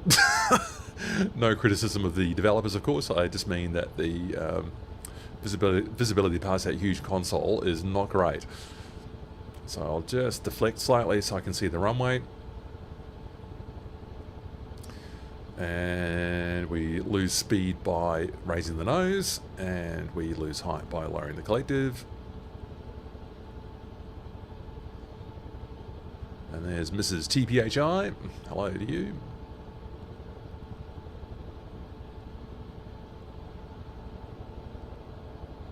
And probably I'll just sit down just on the side of the runway here. Try not to run over Night Fury. That would be poor form.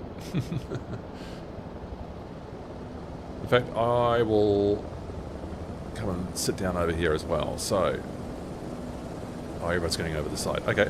Alright, well I better not actually collide with QB Minecraft there. Maybe I'll go over this side. Oh, I want to get a big lineup of all the Hueys, because this looks so great. So you've all actually sort of known exactly what to do here in absence of any direction from me. So I'm just right directly over here to Jace there, Night Fury. So I'll just come around here. Oh dear, that's fun. I might be able to get a nice lineup photo here, enhanced. Now that was a bit of a dramatic descent there. Now let's try and set this down tidily. Nice. Well, that was a better landing than Fadak here, that's for sure. Oh, look at you go! That is so good! That is so good. Ah, that makes my day, that does. Look at all these Hueys! And other welcome people as well, of course. Oh, that is so good. Alright, group shot. How am I going to frame this? Yeah, I've got all my I've got all my drone camera controls on my main controller, so this makes those kind of moves a little bit easier. It's quite hard to get the nice framing. Alright, well, just get you new Hueys to line up with the other Hueys, and I'll wait for you to come in and we'll... wait for you to come in and we'll get you all nicely lined up there. Oh, that looks so good! I don't mean to exclude Mrs. TPHI and Jerry, of course, but I'm just going to go and focus on these Hueys down here. No, you're all good there, you're all good. Oh,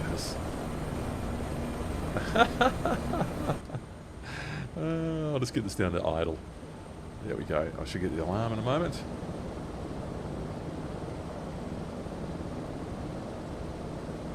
There it is. So we'll just turn that off. Okay. Oh, that's so good. Oh, hello. Rick to the Max appears to be in the Taog's version. The original Taog's version, because you've got the High Skids 205. That's interesting. That's what it's showing for me. So maybe, Rick to the Max, you could tell me which actual helicopter you've got. Looks like you might have the Taog's 2021. Okay, so I did promise to have a go at Peter's question. H145, you know, it doesn't seem to be getting any more development, which is obviously a real pity. Now, have I missed any at this end? Oh. Bit of a sporty approach there from Jelly. Look at all these Hueys! Nuts! Helicopter 5432 in your Cessna with skis. So I'll just frame it up here. Sky Mega! Hello to you. Don't think I've said hello to you on the stream yet. Bit hard to frame this up, but that looks so great. Do another one down here as well.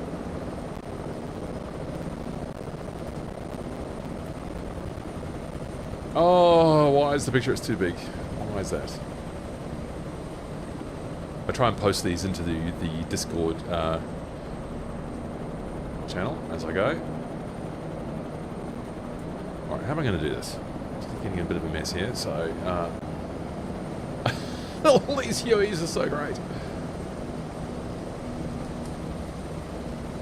Yeah, okay, that's going to have to do. So, also, for some reason, it thought the image size was too large, so I'll just make it slightly smaller. Right, yes, Huey line up at Haast. You excellent people. Huey line up at Haast. That has gone straight into the screenshots channel on the Discord. Thanks people for supporting the Discord as well and getting into that. Right, so Womble Way. Oh, you're in the original Taog version too. I hadn't spotted that yet, so... Oh, what have I done? What have I done? I seem to have become disconnected from multiplayer. That's interesting. How did I achieve that?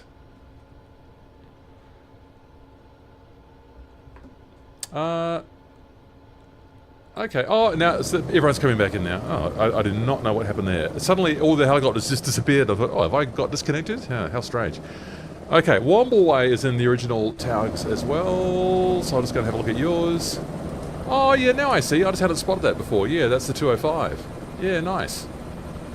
Oh, I'm glad that's all shown up correctly for me. All right, let's get moving. So, so we're going to go up we're going to follow the main Haast River Valley. So, if you just look at my screen now, if you've got it, I'm going to basically go east, and we'll follow that braided river, and that'll get us into a position where we can get back into the Lake Wanaka kind of scene. So let's do that. Right, get my rotor speed back up,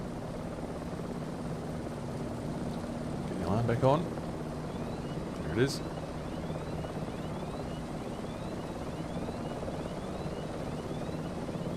Alright, so that'll sort itself out in a moment. Right, so, Peter, I'm so sorry. The H145, I actually personally never really loved the way that flied, or flew. It actually helped me a lot though, because of all the automation features made it very easy, which is good. I think if you're going to try and get back in the helicopters, you could do yourself a favour and maybe...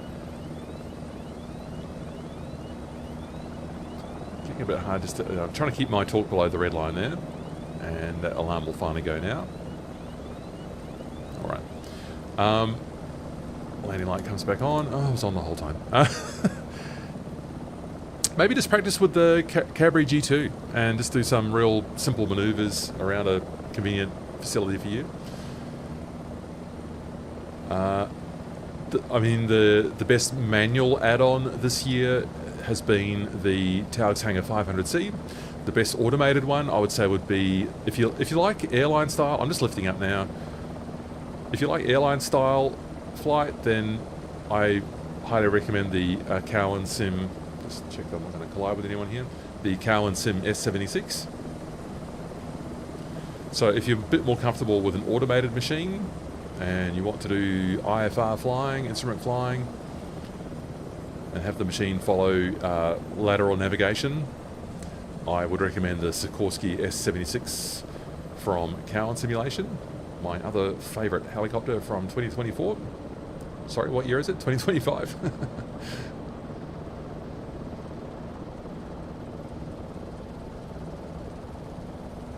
And if you just want to work on your helicopter skills and get back in the helicopter, just hit up the default G2. The default H125 is not bad. It does have a weird bug, which has actually moved to more helicopters. So the bug is that... What am I doing here? I'm not paying sufficient attention is what. The bug is that when one skid touches the ground, it seems to have a different yaw model, which is very strange, very frustrating. So you'll have it all nicely balanced up, and as soon as one skid touches the ground, the helicopter then yaws dramatically, usually I think to the left. And that seems to now be in more helicopters, including the Taog's 500C. So it's something innate in the MSFS 2024 helicopter flight model. Very annoying. So initially it seemed to be only in the H125, but now it seems to be in more helicopters. So I don't know what is going on there. It's very strange. GL pilot, you've run out of fuel. Do you know what? I had mine full and I'm already halfway down. That seems like a very fast rate of fuel burn. Something I might have possibly checked before I just took off again.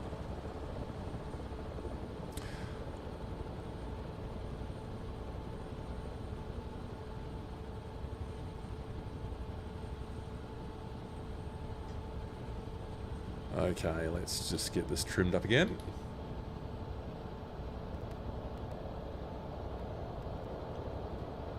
Oh, something, quick hops from here to there, Peter.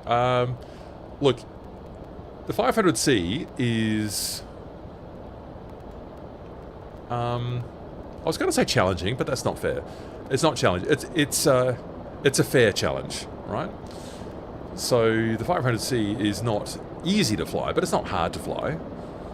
And Peter, I would also suggest that the 500C, or the 500 series in general, is an iconic New Zealand helicopter. Obviously it's not made in New Zealand, I get that, that's not what I mean. But it's had such an important part in general aviation history in New Zealand, and there are so many 500s flying today. I'm hoping to go for a ride on a 500C when I next get to New Zealand. I'll tell you about that when the time comes. Oh, Balatu42, hello. You are excellent. I just have any sort of feedback to Balatu42 always has to start with me complimenting him on what an excellent person I think he is. So yes, so Balatu's the one that you're talking about there, I think. So the comment is, I thought they fixed the weird yaw thing with Sim Update 4, something about a build-up of the ground effect. It was a build-up, I think, of torque that was released when the helicopter touched the ground. And I think it sounded like it might be the same thing as my issue with the one skid touching the ground and the helicopter twisting.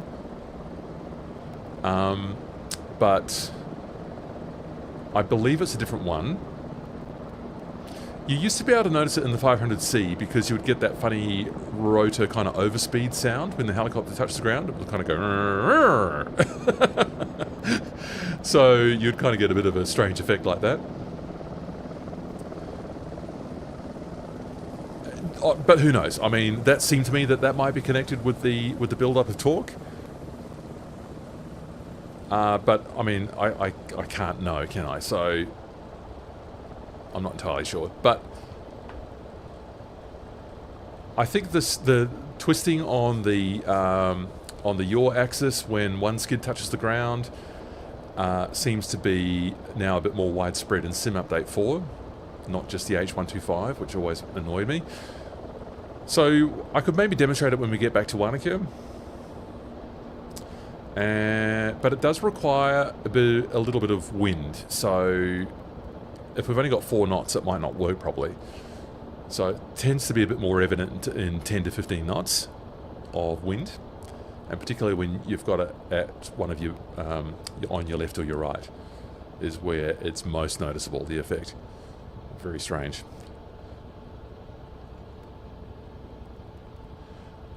So a couple of comments to catch up on. Kev, hello to you. Oh, 45 current viewers. Aren't you people so good? Thank you for joining. Let me just show you all the people on the. Oh, sorry, reset my camera. There we go. Let me show you everyone else on the flight. Oh, the scenery is so good. There's the Tasman Sea where we just were. Oh, so many helicopters in the flight today. Wow, is this a record? It's a little bit hard to count, but really thrilled with the generous support. So, Kev, greetings from Germany. I do something similar to you, sightseeing by helicopter. Yeah, why wouldn't you? It's so great. Ah, now look at these peaks up ahead. Does that look like it might be higher resolution terrain? I'm not sure actually. Can't quite remember the open topo map. I'm starting to get some audio dropouts. I wonder if that is. I might need to. At worst case scenario, I'll have to restart the flight. Maybe I should have done it at Haast. Something that seems to have been fixed is that I used to get just a general degradation of performance the longer the flight went. So when I was doing these live streams, after about 2 hours, I'd start to notice a little bit of loss of frame rate, which seems to now be fixed.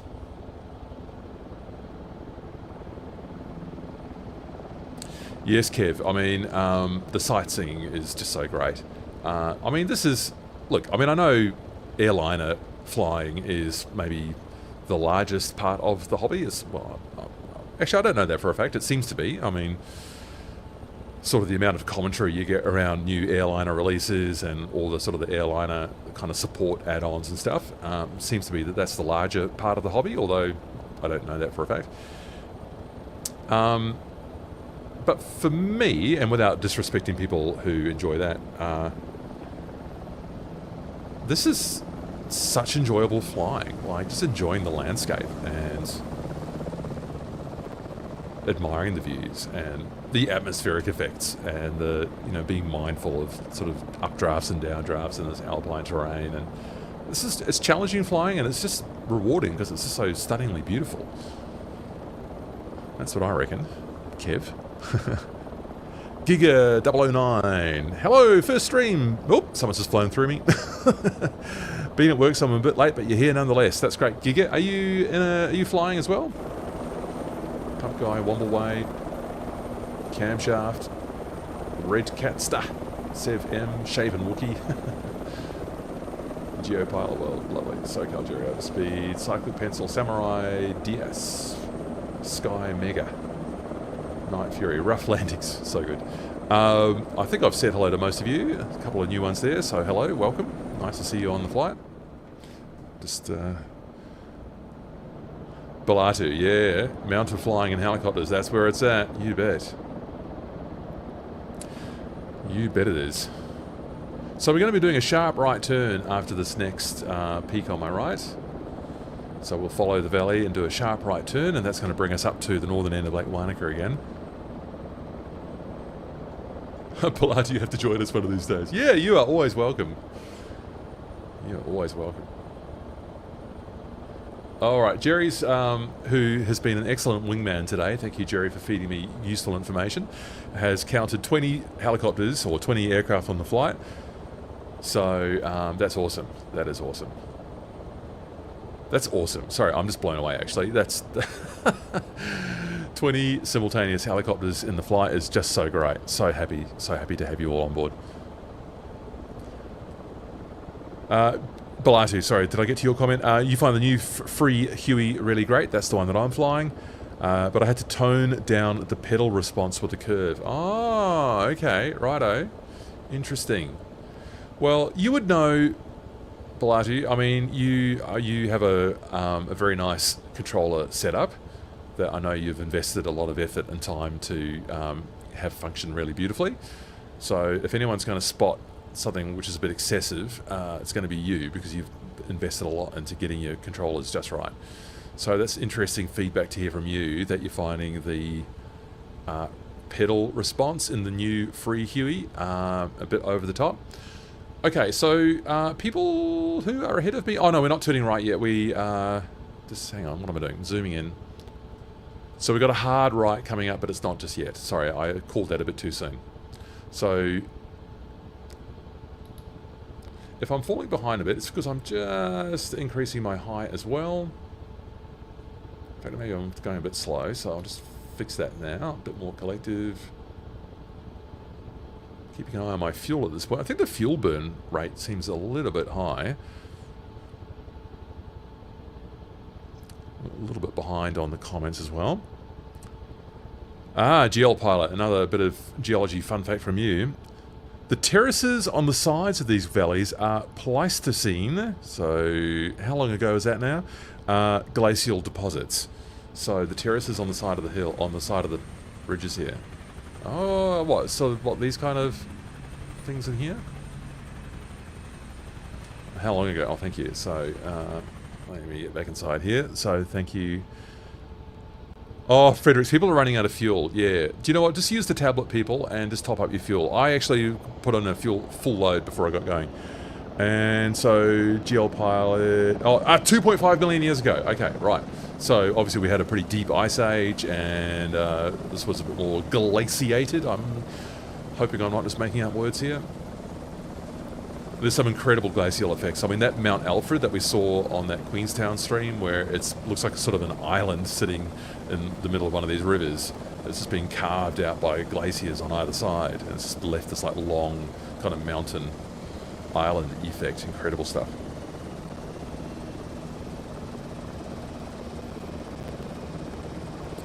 Alright, so where are we doing this hard right? Is that yet? No, not quite yet. It's over this next one. A bit of an unfortunate effect there on the river floor, how the elevation's a bit confused and it's a bit dug into the into the scenery there. Bit of a strange one. Don't know if that's an MSFS 2024 phenomenon or whether the data is not quite right. Something, not quite sure. So Giga, yeah, you can't join us today on the flight because you're still at work. Sorry about that. Next time, hope you can join us. Hey, says Rough Landings. Good to have you on board. Balatu, never flown a real Huey. The closest aircraft you have time in is a Bell 206 B3. Oh, cool. Cool.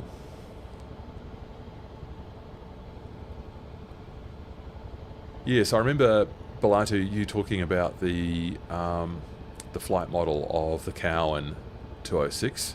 This is probably going back a couple of years now, and I remember you giving it a bit of credit, so you felt that they were getting pretty close. Of course, the add-on will have changed since then, so things might be different now. I get that. All right, we're doing our hard right now, so we're going up this valley.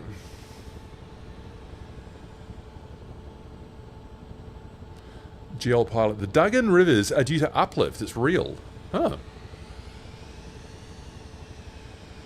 Is that so? Do the braided rivers look like that in real life? Really? Interesting. Actually, I don't know if these are technically braided rivers. The other ones with a little gravel in them. I think.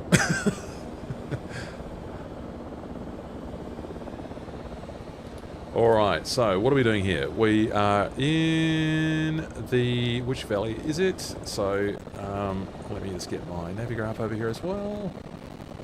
Ooh, I get dropouts when I'm doing that. This is the... oh, it's still the Haast, actually. Okay, interesting. And we will be getting down to the northern end of Lake Wanaka soon. Again, I feel like I've done a pretty good job with timing this flight. I just do it completely, what's the word? Instinctively. I don't really sort of plan the routes, you know, to work out the times, but I think I've got a bit of a feel for how long things are going to take. The Cape Town one I maybe underestimated how long it was going to take to get around the Cape of Good Hope. So the stream was a little bit longer than what I thought. So we're doing a right turn up this valley.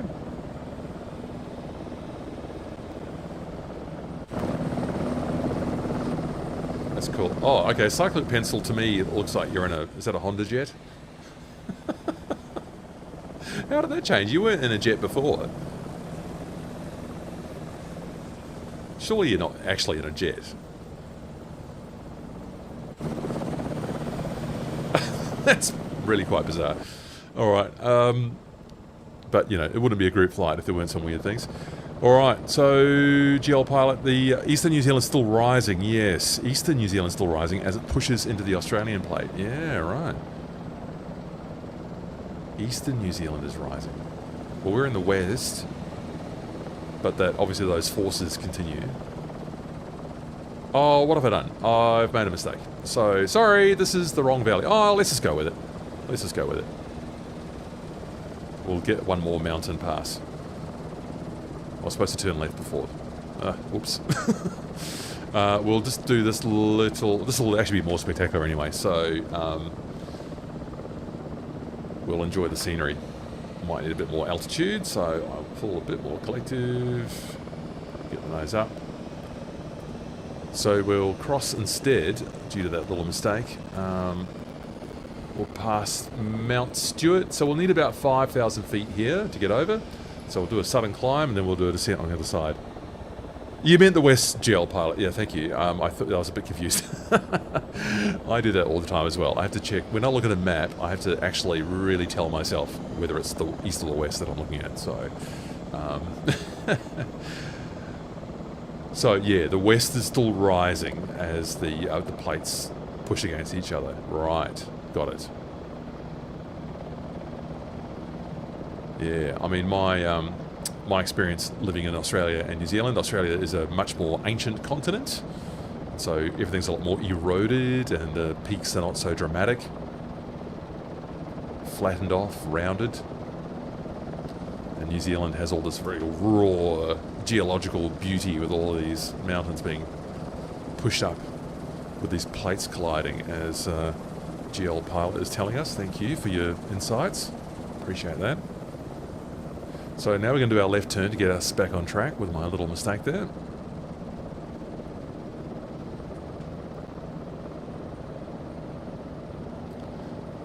Then I can just fly this with 2 fingers on the base of the stick. Makes it very easy to fly. And we'll need to get a bit more height up here, so pulling a bit more collective. And we're going to be crossing over that range up ahead. Liking the atmospheric effects again. Jerry and I were talking about this before. Nice bluish tinge in the atmosphere there. Use the artificial horizon to get level, because I'm not quite seeing it there. Okay, ooh. Bouncy there again.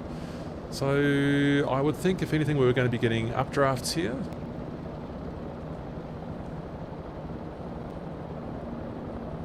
Current altitude is 3,500, and we'll need to get 5,000 to get over the next saddle. Balatu. That's what we're doing, I think. When I say 5,000, I think the saddle itself is 5,000, so we'll need to be a little bit higher than that. So I've still got 2,000 feet to put on. So putting a bit more collective. I'm still below the red line on the torque. You used to have to monitor that very carefully in the original Taog's 2020 Huey. Otherwise you'd destroy your engine or your gearbox. Either way, you'd be falling out of the sky if you didn't use the Taog's clipboard to repair the damage. Plenty of room for performance, yeah. We're not in that kind of West Coast USA kind of really high altitude stuff, Balatu. I think we're kind of... you know, we were down at sea level, you know, only 20 minutes ago, so... Oh, this is so great. I'm really glad I made that mistake. This is so great. People still keeping up with me. Oh, look at you all. So great. Oh, it's thrilling seeing you all here in the flight. It's so great. So great. Yeah, we say plenty of room for performance. I've lost a bit of speed as I just make sure I'm just going to safely clear the saddle here. Actually having to drive the cyclic as opposed to just keep it steady. It's just been a joy in this flight. It really has. It's been way smoother. I mean, as Jerry pointed out earlier, I was having a few issues with the SAS in the Bell 206 last week. Maybe I was over-relying on it somewhat, and I was over-speeding it and just getting a bit of a mess. So this has been just nice. flying like this. Rough landings over there on my right. Hello. And we'll do a left-hand turn here, people, to just to get back down. Oh! Passing the pass. Passing the pass. Going over the saddle. And we're going down that valley down there. Oh, so beautiful. So beautiful. Oh, there's Womble way up ahead. Okay, so turning left and lowering collective. Watching the speed. Oop. Maybe it was a bit fast for that MH60 that I almost collided with.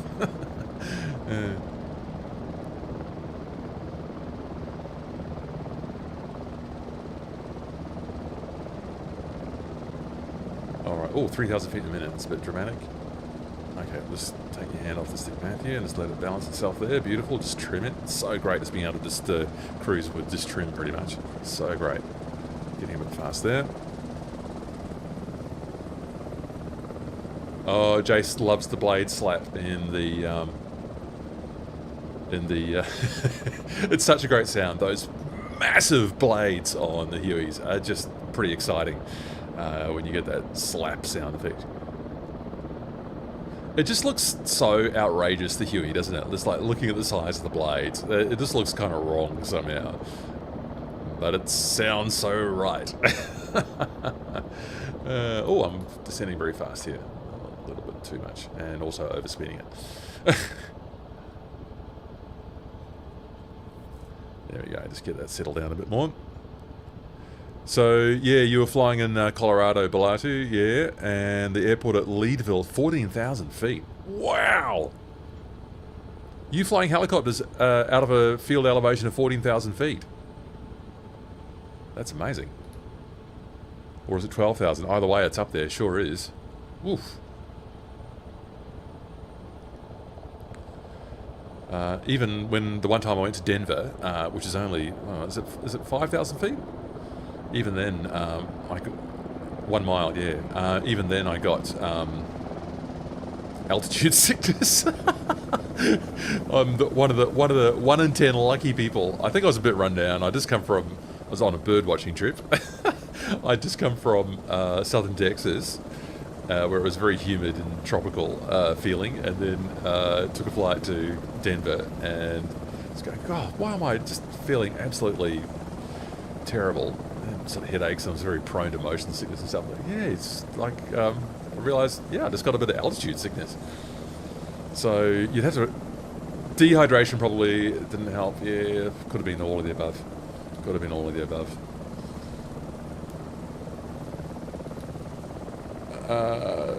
Rough landings. My son is here too. Rough landings in the stream, in the flight. That's great.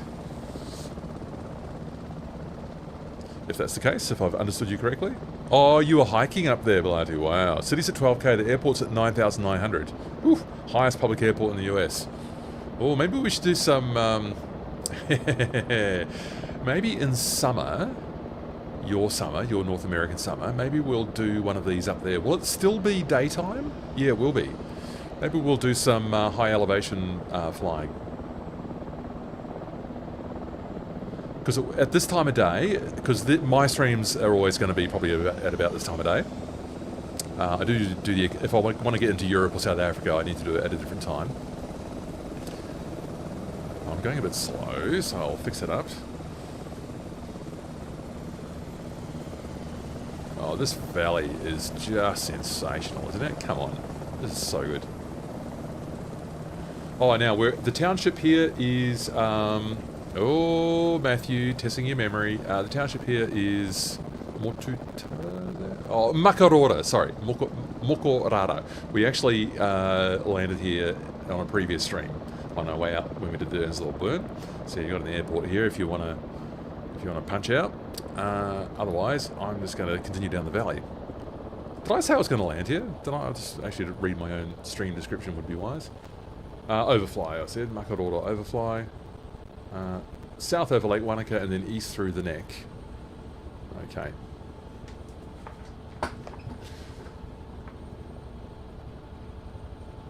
So good. So good. So this is the Makarora River being fed with all these ones coming in from the right. And we don't have problems with the elevation there. It all looks much better. feel I'm getting pushed from the left a bit here, if anything. That can't be. We're not getting a southeasterly. I'll just check the Christchurch weather again. I've got a feeling that's where it might be getting the weather from. Actually, did we notice any weather at Haas? Not really, did we? Aspiring Medical Centre. Where am I? Wanaka. I'll look back at Wanaka again. More info. Weather. Still Christchurch. Well, Christchurch is getting 060, 14 knots from 060.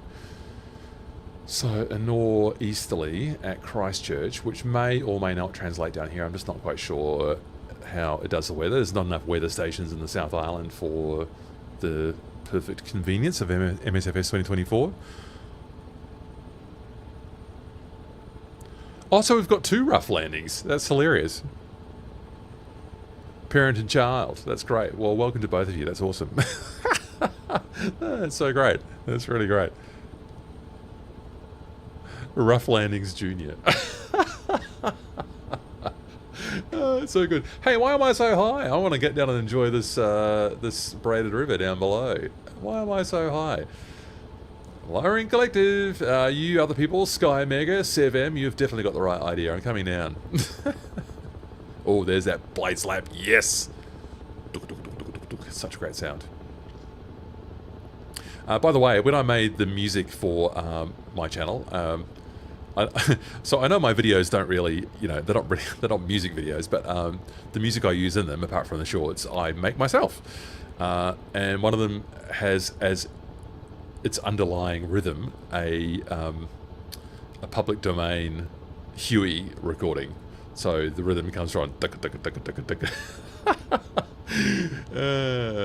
I just augmented it with a bass drum or something, I don't know. Turned it into a loop. Pretty funny. Rich rhythmic material. Oh, that's so great. So great. The Makarora River.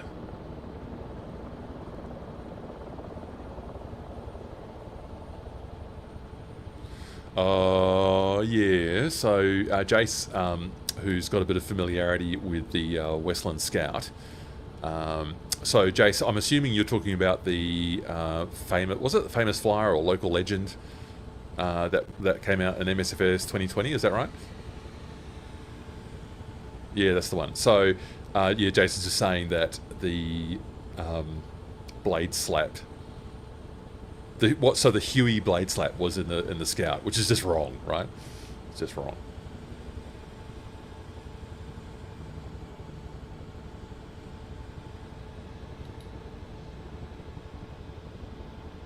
Yeah, it's a 4-bladed helicopter, of course it is. Yeah, Jace. Yeah, four-bladed Westland Scout. Obviously doesn't want to have that real chugging, kind of throbbing blade slap sound effect. So yeah, that's a bit of an obvious deficiency, isn't it? Yeah, interesting. Interesting. I actually never tried that one, so I never can't remember quite why it didn't grab me at the time. But I wasn't doing the channel yet, so if they do another famous flyer, I will get it 100%. Helicopter is what I meant to say. If they release another famous flyer or local legend, whatever they are, helicopter, I will be there with bells on, as they say. Hey, the EC-130 has been improved a bit. That was a freebie as one of those make-good aircraft. It was a bit disappointing at first.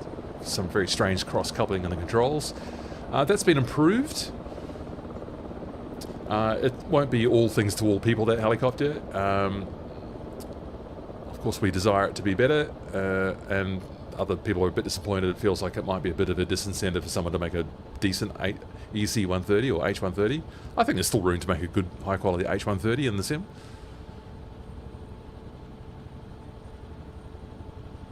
I did a review of the EC-130 to answer that question in the chat, yes, and I was not impressed.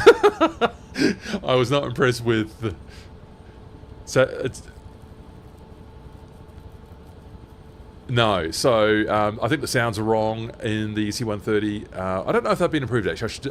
Look, I will always give an aircraft or an add-on another chance. Also, the thing's free, so, I mean, you know, we'll modify our expectations a little bit. So, you know, I just craved a little bit more fidelity in the twin engine configuration, which has always been a bit of a problem in MSFS. I don't think the native codes seem to support twin engine operations very well. So people like Cowan Simulations had to obviously do quite a bit of manual work. And Cyclic Pencil, we're going to be turning left over that little pass there to go and have a look at Lake Hawea to approach back down to Lake Wanaka again. Wow, is that a tall sailboat down there? I don't think Lake Wanaka really has those in real life, but that looks cool. What's happening to my button stuff? Come on, back inside. Oh, there we go. Oh, my button failed there. All right.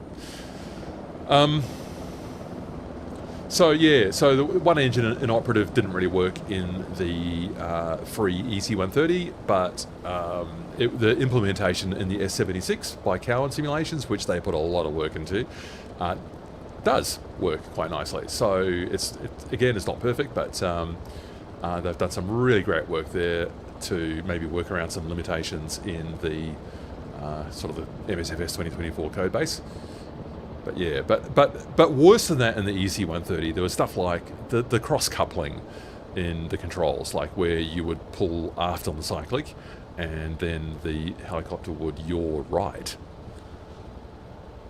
I do know what gyroscopic precession is, but I know that that is not how gyroscopic precession works in a helicopter. You don't put in an input and then have it come out the wrong way in the helicopter. So that was very strange stuff. Very strange stuff. So this is Lake Hawea on the left and Lake Wanaka on the right. Looks like Lake Hawea is a bit higher, doesn't it? Maybe it's just an illusion. Oh, look at that distant range at the end of Lake Hawea. That's stunning. That is great. Really detailed. That's as good as the Remarkables in Queenstown, that is. What's that range called?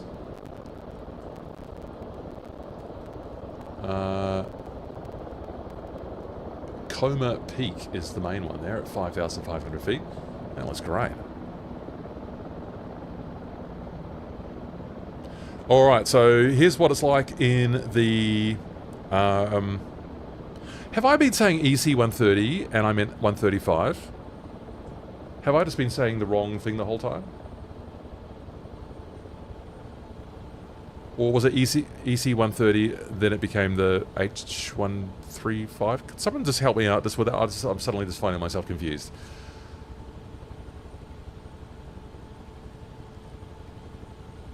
Do I mean the 135, Jerry?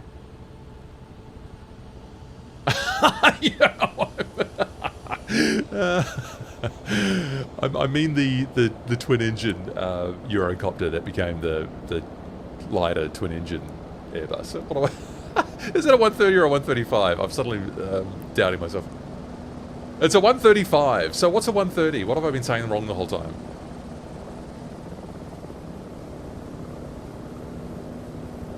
Oh, of course it is. It's the it's the one that looks like a frog from the front, the wide one. Okay, people, I have... so my brain does this sometimes. I sometimes very confidently say the wrong word repeatedly. Oh, that's very funny. Okay. So the 130 is actually a development of the 125, and that is the wider bodied version of it, which looks very sleek on the outside and looks like a frog from the front because it's so wide. And when I was saying 130 about 20 times so far in this stream, what I meant was the 135. Thank you, people, for helping me get my brain straightened out there. The EC130 was the EC135 was the free one that was added to the sim, the twin engine one. That was a bit disappointing at first. Some improvements have been made. That cross-coupling has been sorted out to a large extent. I don't think it flies so nose down anymore. You'd come in and do your landing, and you'd be like, you'd look at the replay. It's like 5 degrees nose down. It looks ridiculous. This looked completely wrong. So that's been sorted out, and well, it's been improved, I think, that nose down situation. So there's been some improvements in the EC135, and that's a nice improvement to see there. If you want real twin engine fidelity, the sort of the helicopters you'd want to use at the moment would be the Cowan Simulations S76. That's the best twin engine implementation I have yet seen in MSFS 2024 or 2020. Oh, this has been great. So I missed Rough Landings comment. Yep. So we've got the Rough Landings household. We've got Rough Landings Senior on virtual reality, fantastic, and Rough Landings Juniors on Xbox, flying together. We fly together quite a bit. Excited to catch this group flight. Well, I'm excited too. Making it a family affair is awesome. Oh, someone's getting very close there. Who's that? Oh. Well, I think I'm flying in a perfectly straight line. Maybe not.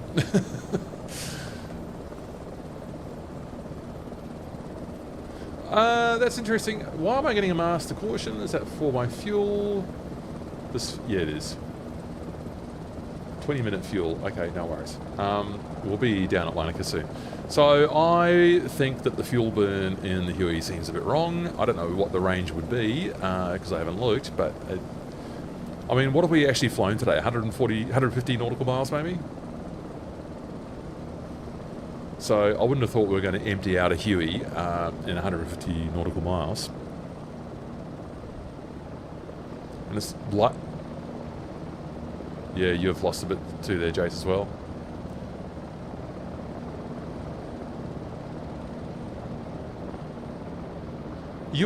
Alright, excellent, there we go.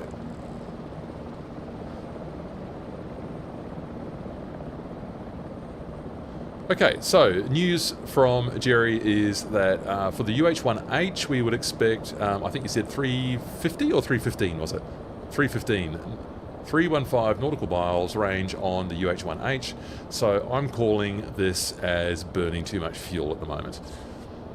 Too much fuel being burnt in the free Huey at the moment, so it'd be nice for them to get that one looked at. So we've had a couple of people run out today. I've got my master caution on, but that's because I remembered to fill it up before I took off. A rare occasion where I did something right. So that's good. Oh, now some other, I haven't quite caught up with Kookie's chat here, contribution to the chat. Landed my helicopter at Wanaka earlier this evening. You're not far from where the Argonath were filmed for Lord of the Rings, near the Kawerau Suspension Bridge to the south, just east of Queenstown. Oh, yeah. Argonath. Is that right? So what's this town? Is this town Hawea? Must be. Just get my cheat code today is having Navigraph on another screen. So this is Lake Hawea.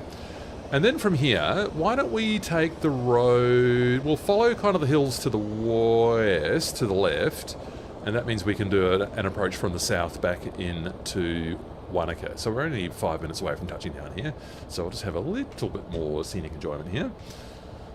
Then I'll stick around and we can have a chat. So I'll wait for people to put their comments into the chat and hopefully answer people's questions or stories.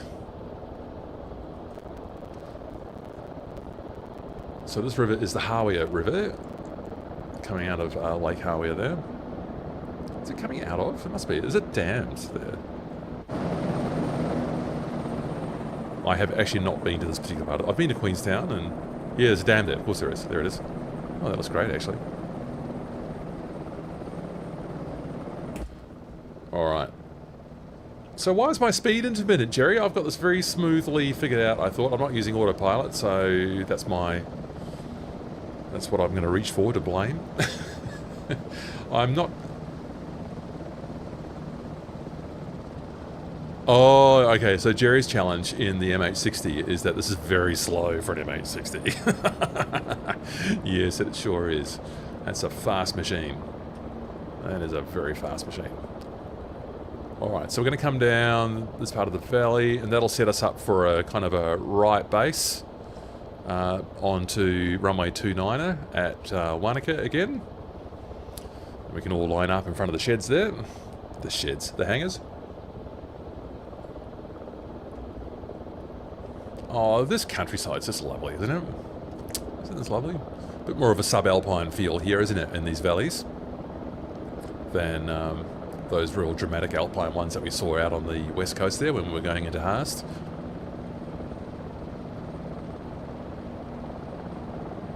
Oh, sorry, I've just caught up with Blighty's comment there. Just read the Huey sounds. Balati. Every movie I ever see a helicopter in has a Huey sound. Drives me crazy, says Balati. I know, it's hilarious. Every movie that has any alpine scene has that red... Is it red-shouldered kite? What's that? Whenever you see a shot of an eagle, it's got that kite sound in it, which does live in the United States or North America, but it... not every bird of prey has that same call, so they use the same call whenever you look at a mountain range in a movie. So, Kuki, you want to keep going to Queenstown? Well, let me have a quick think about it. Oh, yeah. Well, look, I'll do the landing into Wanaka so people can hop off there if they want to. It might be getting a bit late in Europe. But I'll let them hop off there if they want to. But otherwise, yeah, we can just do like a silly low-level romp along this gorge here. That's the Kawato Gorge. Is that the Kawato Gorge? Yeah. How have I got so high? Because I'm being inattentive is why. So we're about 2,000 feet now. Or shall we save the Kawato Gorge for another flight? Fab, thanks. No, Kuki's saying fab, thanks. No, we're committed now. We're doing it. So we'll drop off people at Wanaka, which is over there on my right, I think. Can't quite see it yet. Should be at my 3 o'clock. Maybe I'll just use the outside view.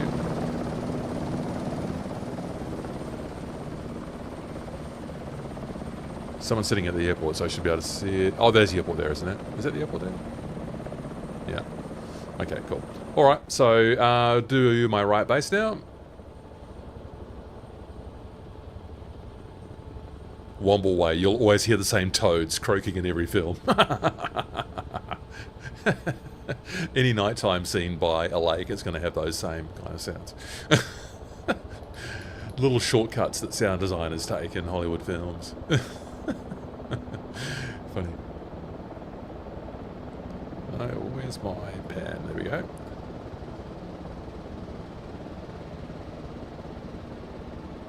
So 2,000 feet, and landing light goes on. It's been on the whole time. So I just follow the river up.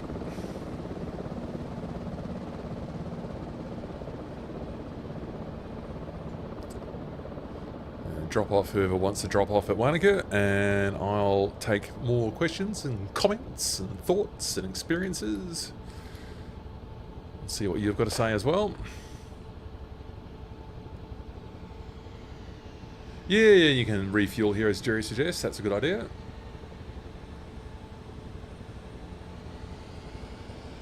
So just doing a very long right base here.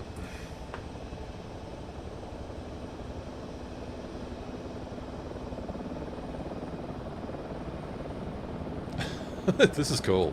This is great. Oh, and hey, nice bridge model there. That's surely from NZA. They must have done that one down there. I think that's a default MSFS bridge.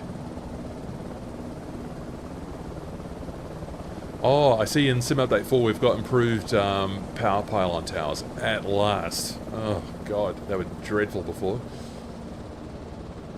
So they've finally done some work there. That's great. It could be a little bit more starkly coloured, in my opinion. So I noticed that Mamu has separated his power pylons from his solar farms. I don't know if that's connected to that. Okay, so there are some power pylons down there that are red and white because we're close to the field. That's clever. Maybe I should actually concentrate on some aviation here. Everyone else is down and I'm still gas-bagging about power pylons. Alright, so throw down the collective.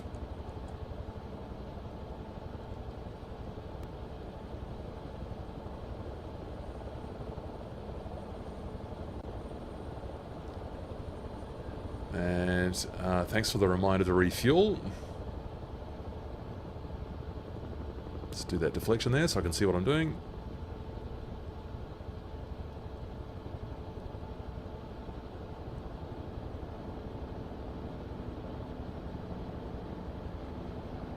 Let's come and join the helicopters over here, and then we will refuel, and we'll do the fun Kawerau Gorge run. Low altitude, yes.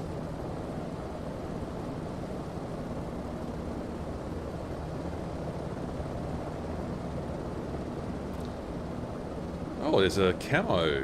What's that? Some sort of Huey family helicopter. Womble Way, get alongside you over here. Sky Mega H. Alright, so let's get the stable hover sorted out and gently set it down.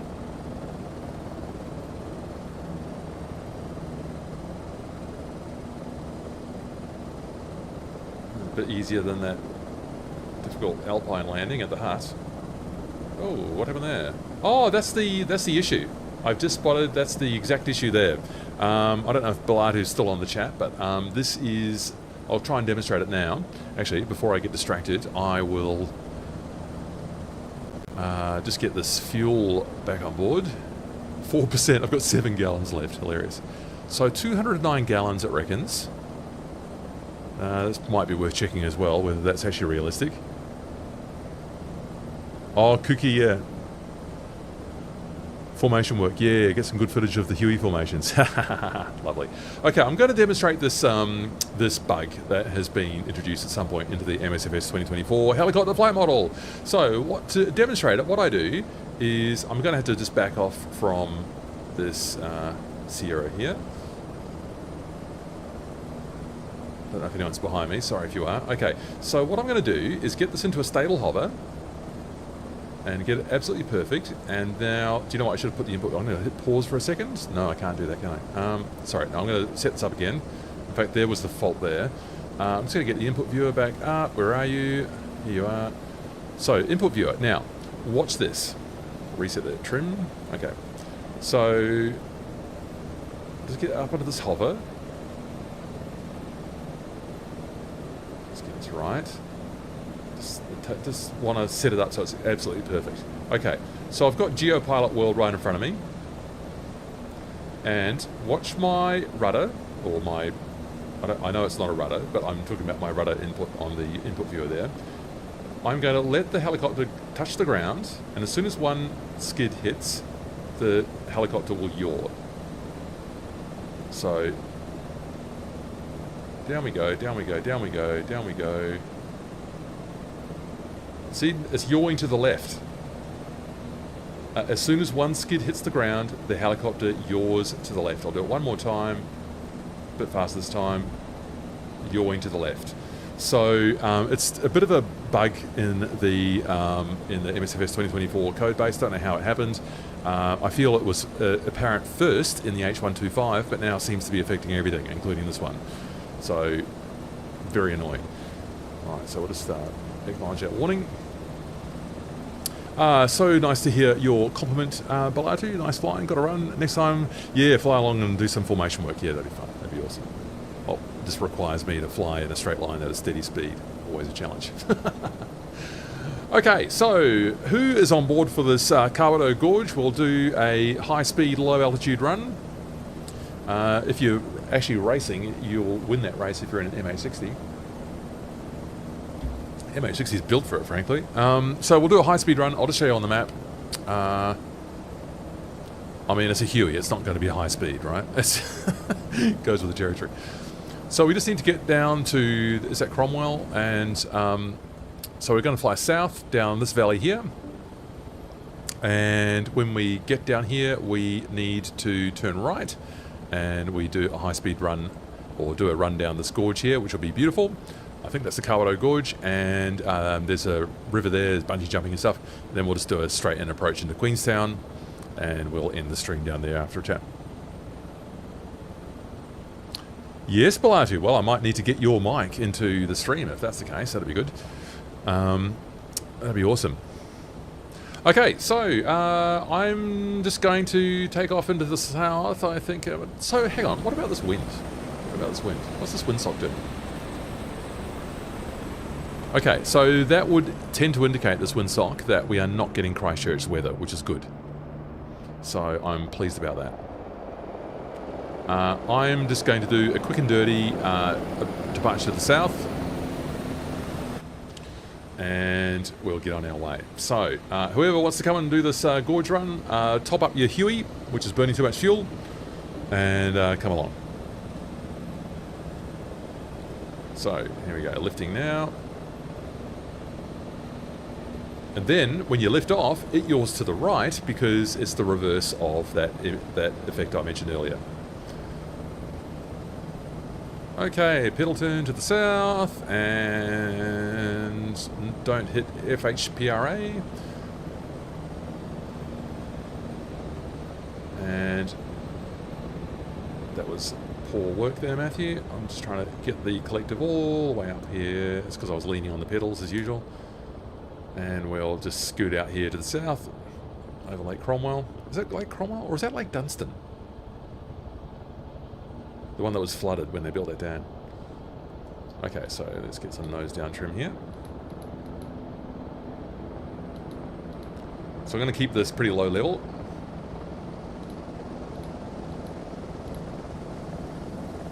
Let's try and get the trim right.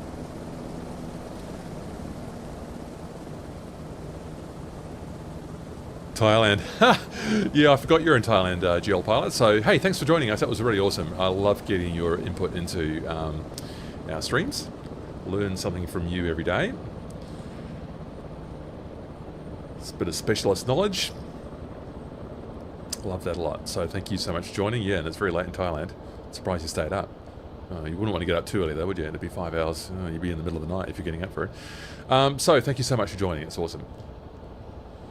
That is awesome. Right, so where are we going to go here? We're going to come down this gorge. So we'll stay, might as well stay low the whole time, as opposed to what I'm doing right now. So I've got 100 knots on. I've got my torque at about 80% there, I think. I call it 80%. I mean 80% of the way to the red line. I'm having a little bit of trouble just getting this trimmed this time. It was trimming so easily before. So this is the Clutha River, and I'm guessing, yeah, we get down to Cromwell, and we're going to be turning right at Cromwell, and the Clyde Dam's down there. So, I guess that's Lake Dunstan? I'm not sure. Alright, so, let's get this balanced up again. So I've got 110 knots on, so I finally discovered the accelerator. Bit more collective again, and nose down pitch, trim. How's that looking there?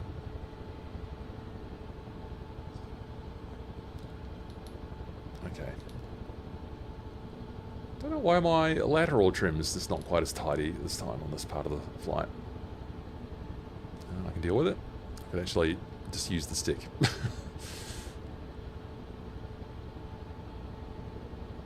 Beautiful lush valley floor there, lots of agriculture going on down there.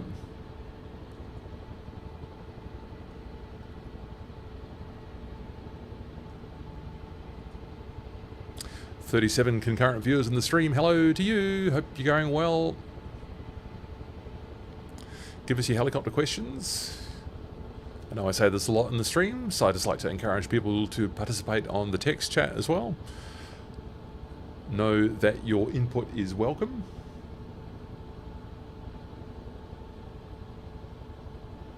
I'll try to read every comment. I get a bit behind sometimes and end up chatting about other stuff too much.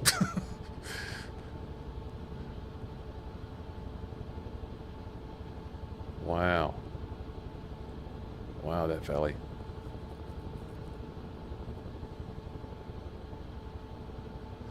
So, Kuki, which one is you? Which one is you in the flight?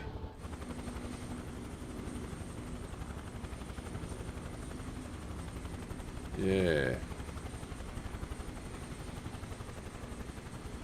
Yeah. Yeah. Or are you just watching, Kuki? I'm not quite sure. I'm not sure if you're flying or if you're just watching. But we'll do the gorge. Right, turn here.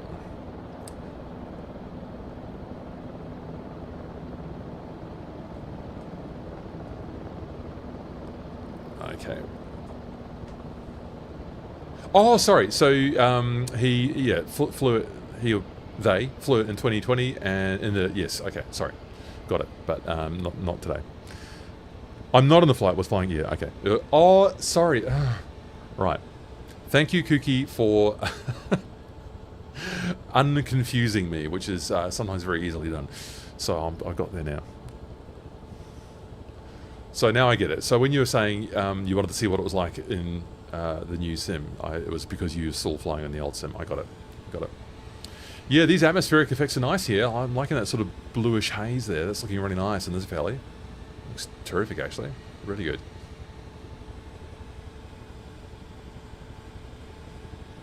Really good. Well, we're probably halfway down to the gorge already.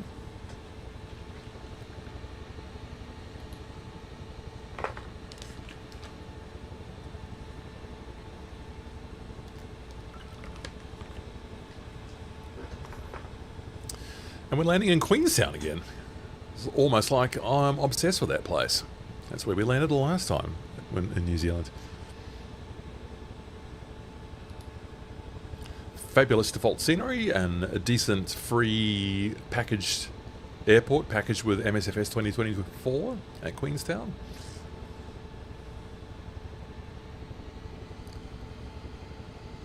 Yeah, so I'm using a bit more torque now, and I'm getting it up to about 118 knots. Feels like it might just be slightly less stable at this speed.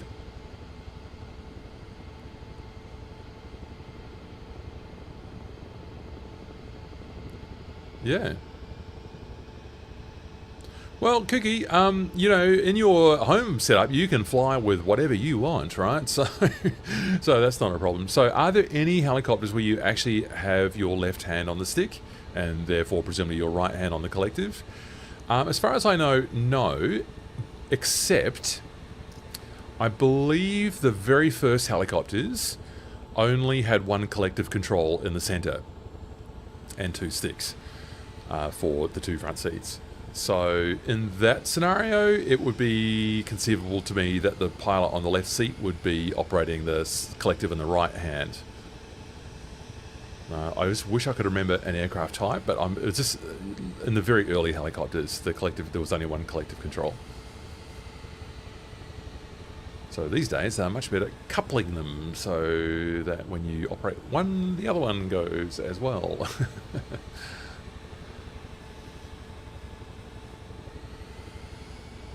And then you get that Robinson effect where you've got two collectives, but you've effectively only got one cyclic, but with a stick attached to it, so that you can input it from both seats.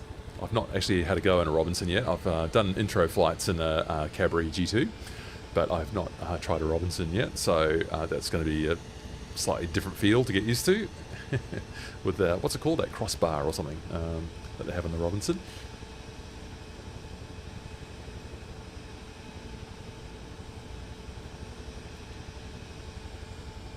What was it? Just whisper that one to me again, Jerry. What was that? Yeah, good. That is a good question. Yes, a round of applause. Question of the day. Oh, this scenery is just... Oh, thank you. There it is. Someone's found the soundboard.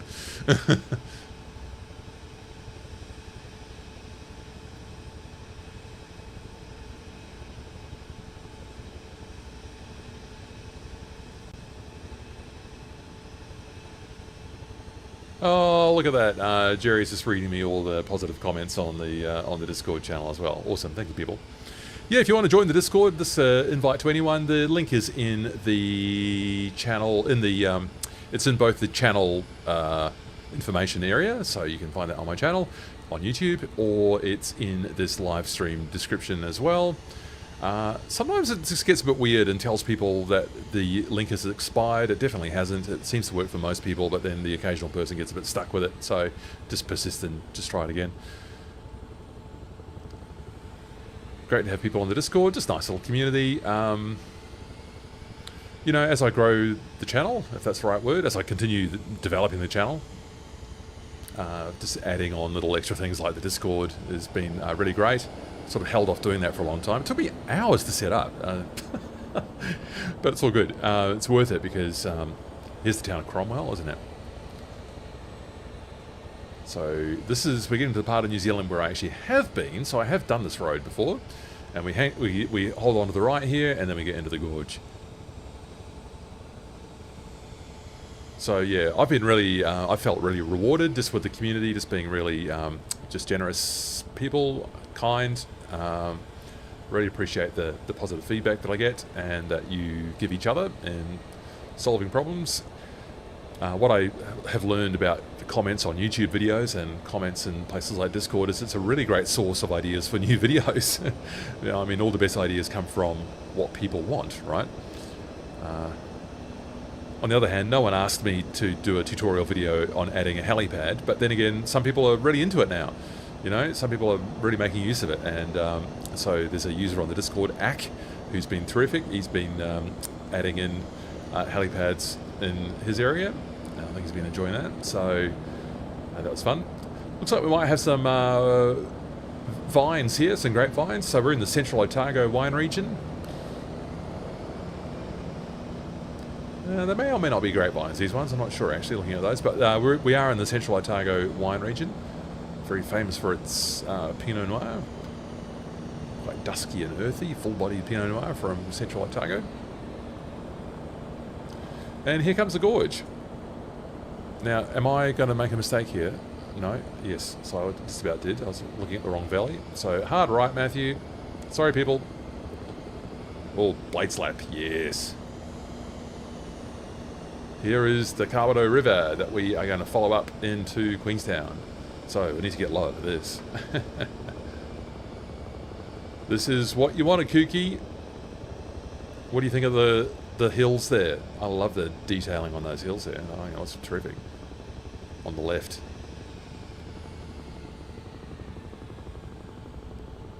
Oh yeah, okay, I'm well and truly overspeeding it now, so I'll just maybe lose a little bit of that collective. I love how the road is got some pretty hair-raising camber on it. Or is it cant? Cant or camber?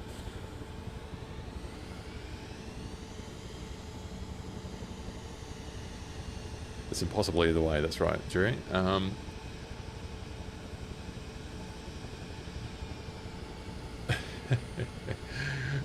This is good. So I don't know that NZA touched any of the scenery in here.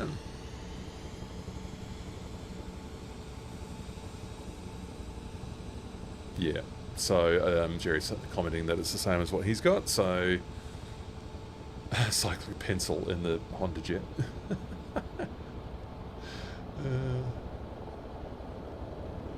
Oh, I'm so glad they improved these power lines. They were so disappointing previously. It's much improved now. Thank you, Microsoft and Asobo, for sorting that out. I just would like them maybe a little bit brighter. I think when the sun catches them, they should just be a bit more glary than that.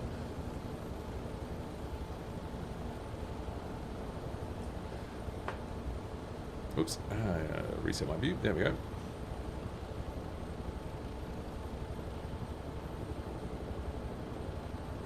That's a nice way to end a Wanaka stream with a silly Kawerau Gorge run. Alright, so we've got a hard right coming up here. You just follow the river, basically. No, hard left, sorry. East-west, I don't know. Yeah, it's a hard left. So, around we go.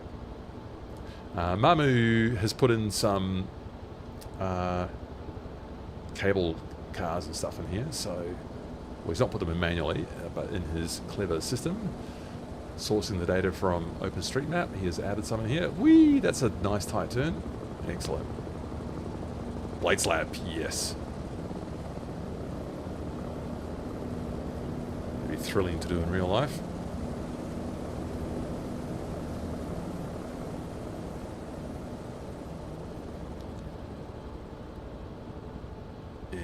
There we go. Shaven Wookie. Now that is low level. Shaven Wookie, you are nailing it down there. That is excellent. This is fun. Oh, God. Oh, all the opportunities we have in our flight simulator these days. This is great. Thanks, Kooky. Great idea. This is awesome. Chris Game. I don't think I've noticed you in the stream yet. Hello to you. Wow, imagine all these vehicles wondering what the hell's going on with these helicopters.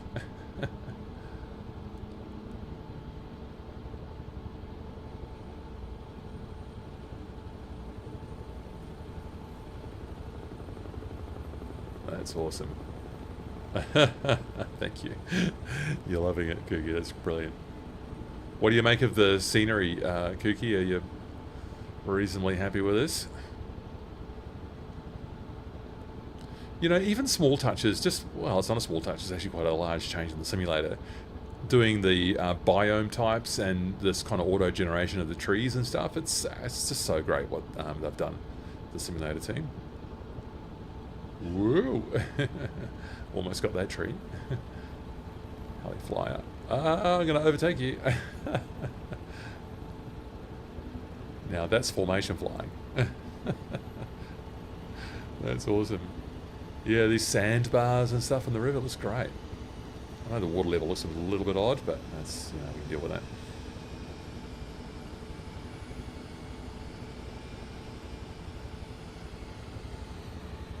Who's that? Fredericks, hello.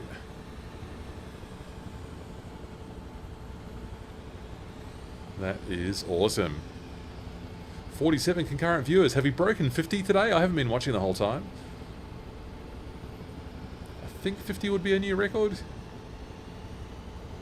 Thanks, people, for watching. Really appreciate you. Woohoo! Oh, here's a tight one. Yes! I feel that might have broken the helicopter in real life, but...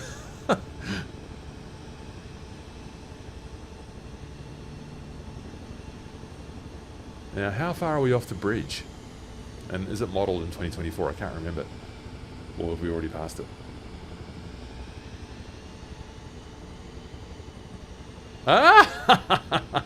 So, Kooky, you're attempted to upgrade to 2024 looking at this.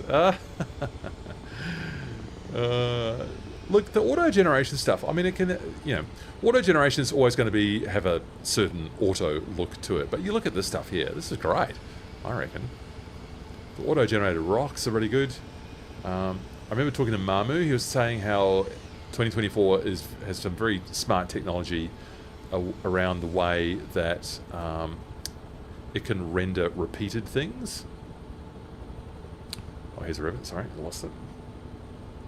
So it actually doesn't have to render things twice, individual rocks, for instance. It actually renders them once and repeats them. I don't understand the technology, but Mamu, who's obviously a very smart person, is, you know, commenting just how great MSFS 2024 is at doing stuff like that. Oh, this is fun. This is fun. Whoa, that's kind of low.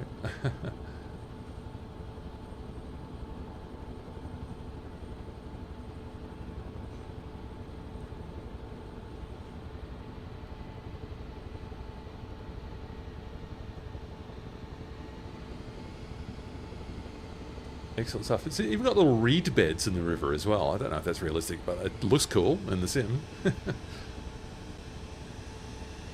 Some reed beds here at the base of those trees there. It's clever stuff, you know.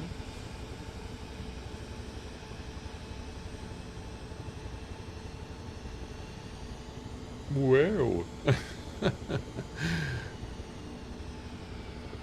Womble way. Oh, there we go. Ah. That's fun. Sure, we've passed the bridge now, haven't we, Kooky? So it's actually not modelled, is that right? Or you tell me, please, because I don't know.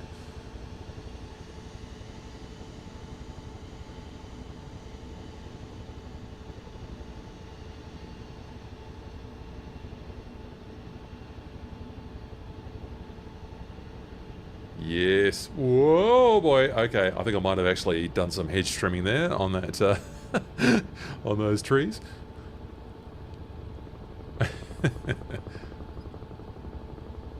Okay, Kuki, you're saying it should be modelled, but have have we not passed it yet? I'm a little bit.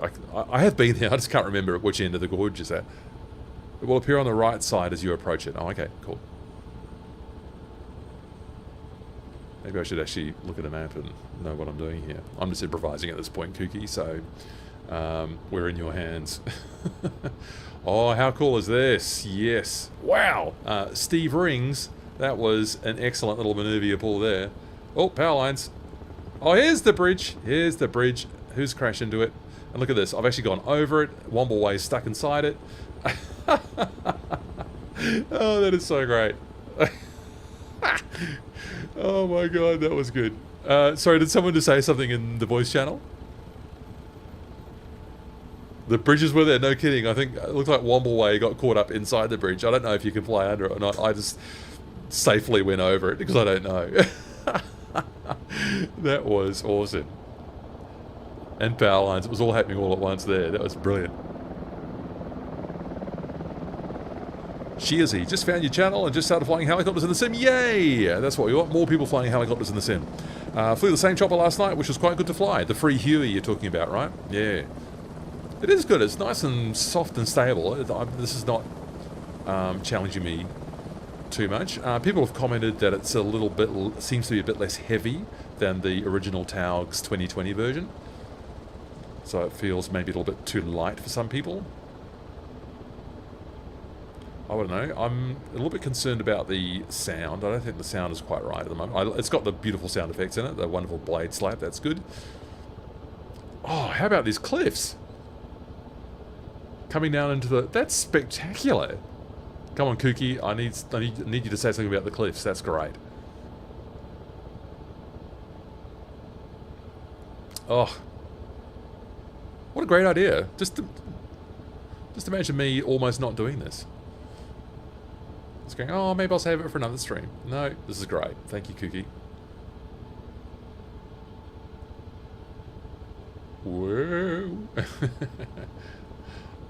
This is not coordinated flight. I'm just throwing this thing around. And we're not far off Queenstown. We'll just be going straight into Queenstown.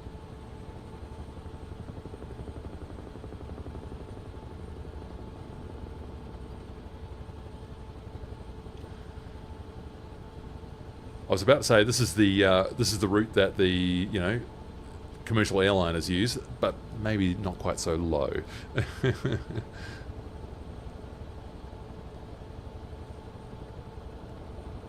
Oh yeah, so good, so good. Yeah, I did some time lapse filming. I just held my phone up to the window in the A320 and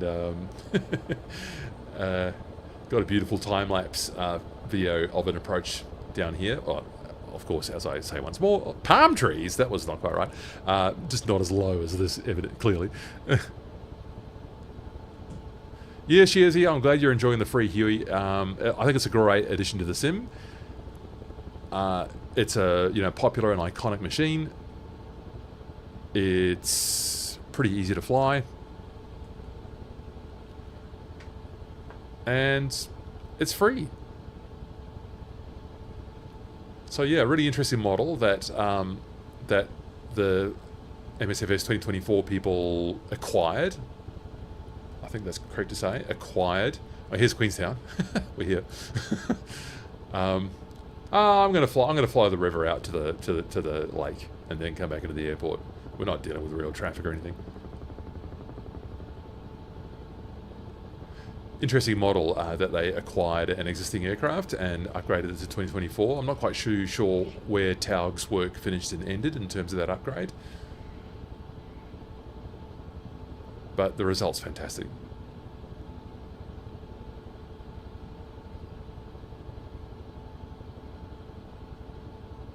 Shaven Wookie, you were side by side with someone when you went under the bridges. That's brilliant. To be honest, I thought, oh, I don't know if you can actually fly under these, so I might just be a bit safer and not do it. So I went over.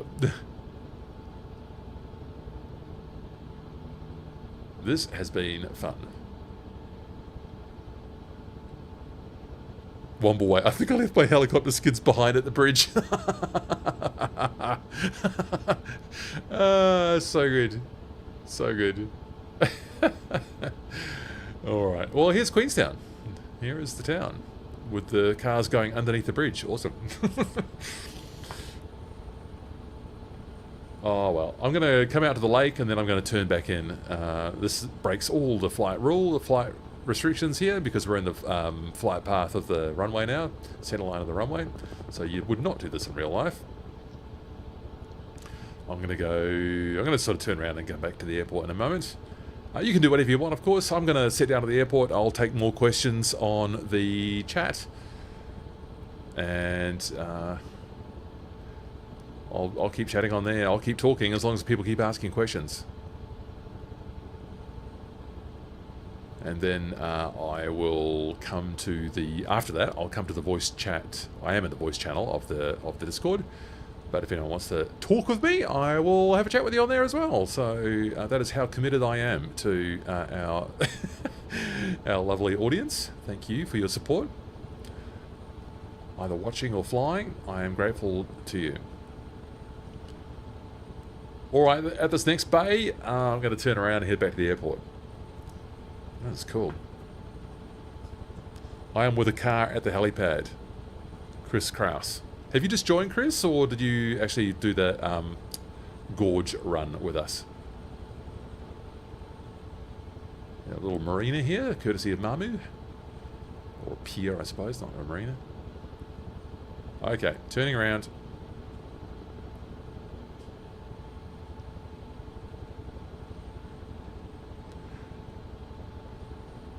Heliflyer, a little too late to the party. Oh, I'm glad you made it though. Yeah, it is late in the UK. It's late for Europe, so I'm grateful to people in Europe who were able to come along, have a look, have a fly.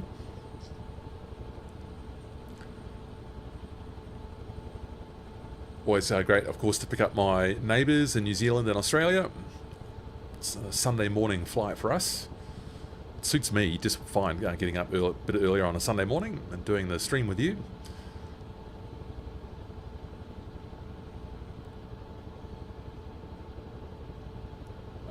Lake Wakatipu. So beautiful. So beautiful. So do people know where the helicopter area is? Doesn't really matter, you can land wherever you want. I'm just gonna, there's a helipad.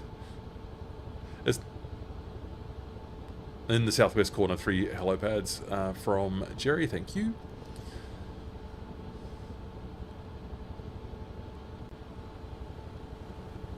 Your car is a Jeep, Chris. I'm with a car at the helipad, right. Oh, so I thought you meant... I thought you meant you'd landed at the helipad, but you had found like a static car there or something. But no, you're actually in a flight simulator Jeep. Is that right? Is that what I'm gathering here?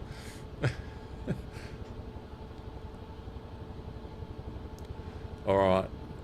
I'm going to buzz the apron. Actually, no, I'm going to do a proper landing. I'm going to actually... reset this trim, reset this trim, and lower the collective, let that speed come off, and I'll come and join you round at the general aviation apron. Shave and Wookie, where you are is where the helicopter operator that I went with up the hill operates from. There's a couple of buildings down there. Actually won't be where Motion Duck is right now.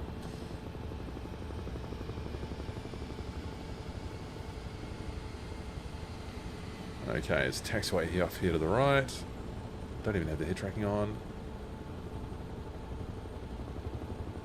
Oh, it's the cross runway. That's not even a taxiway. Whoops. Okay, that was the sensitive rudder pedal. It's basically a skid there.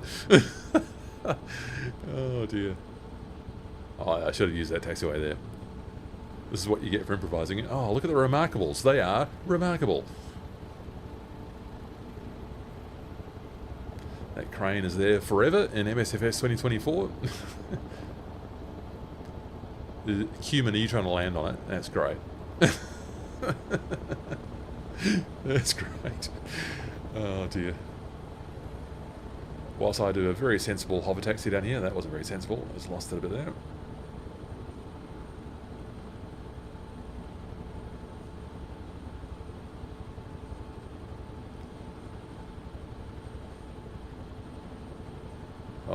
yeah, here are our helicopters. Good work, people. Good work, people.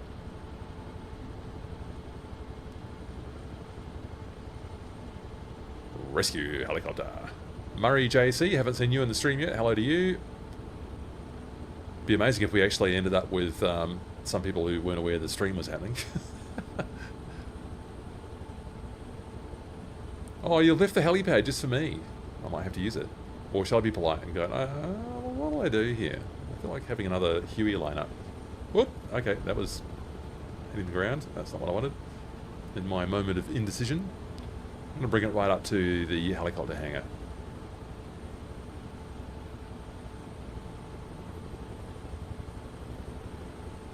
And shut it down whilst not interfering there with helicopter Heliflyer 71's progress. Just edge it forward here a bit. Whoops. Also, it's just gone right over my head.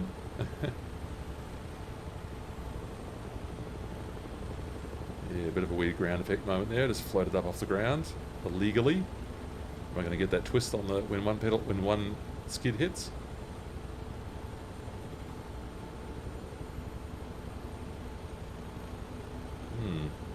No. Okay, don't know. Sometimes it does it, sometimes it doesn't. Oops, a little bit close there to Murray, maybe. Oh dear.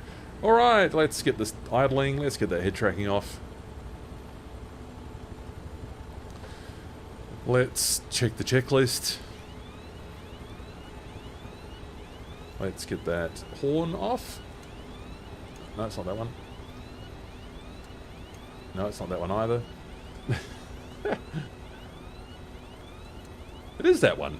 Oh no, did I go with that one? Throttle, press idle. Release, yes. So, so we push that.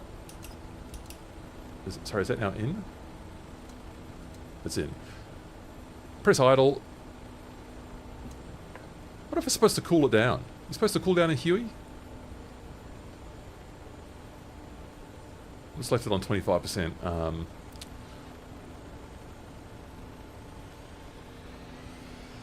Throttle there. Good practice, thank you.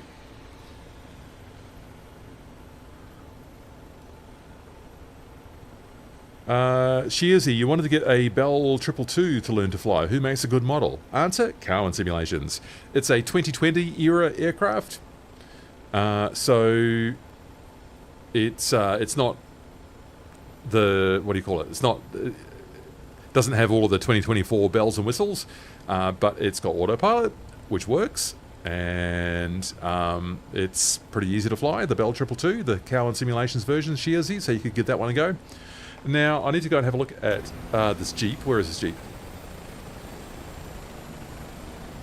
It was Chris, wasn't it? Not seeing you there at the moment. Chris Gain, is that you? No. I thought I saw you. I thought I saw your nameplate when we were coming in, but now I do not see you. SoCal. I see you as a United Airlines A320. Classic. I'm not seeing you at all, actually, so I'm not seeing your name tag either.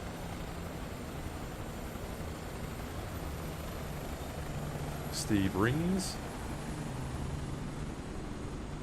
Thought you were there as a fuel truck, but no, you do have a helicopter in there. That's good. Milford Sound flights, lovely. Yeah, we'll do that again one of these days. Go back to Milford Sound. Yep, so people, you are invited to give me your suggestions, and thank you to the person who said thank you for organising. Who was that? Helicopter 5432. Thanks a lot for organising the flight and for showing us around. You are so welcome. You are so welcome. Yeah, I'm always open to ideas. I think North America, well, what's the time now in a place like Denver? I assume it's going to be dark in Denver by now, right? Denver time. Oh, it's 3:58 PM. Yeah, right, okay. Well, maybe we can do some flights. If people want to do, suggest anything that we might do to fly around there or any other interesting place, I'm totally open to it. Actually, I feel I might have a bit of a geographical blind spot spot there. I just kind of assumed that it would always, in winter, it'd be your winter, it'd be too dark or already for flying, but I didn't realise. Yeah, it's only 4 o'clock in Denver right now. Perfect. Well, let's do that. Rough landings, thanks for the great flight. Thank you. Clive Davis, thanks Matthew, great fun. Awesome. Awesome, Clive, you're very welcome. I'm not sure which helicopter you're with. Caster Troyes, can I join? Well, you can, but we've just finished. So I'll stay here for a bit of a chat, but we've done our flying, or people can carry on if they want to. I might have to actually get up and go and walk and have a coffee. I've been sitting down now for 3 hours. Not very healthy.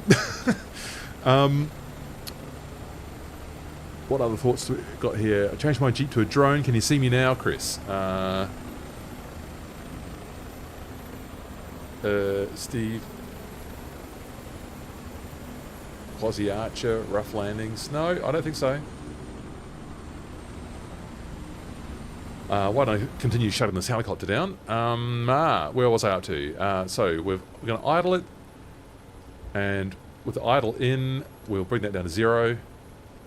With the idle in, we'll bring that down to 0. Still not working. 0. There it is. Bit of a flight simulator limitation that you can't quite get that working a bit more nicely. You can't... Or do some collective controllers actually have an idle release on them, which allows you to go right through there? That'd be nice. Caster, we are at Queenstown, but which was not on the original plan. But Kuki wanted us to see us fly down the Kawato Gorge, which we did, which was fun. So that's done. Main fuel off. Now this checklist is missing a main fuel on, so they need to get that sorted out at some point. Which is in here somewhere, isn't it? Where is the main fuel? Fuel here.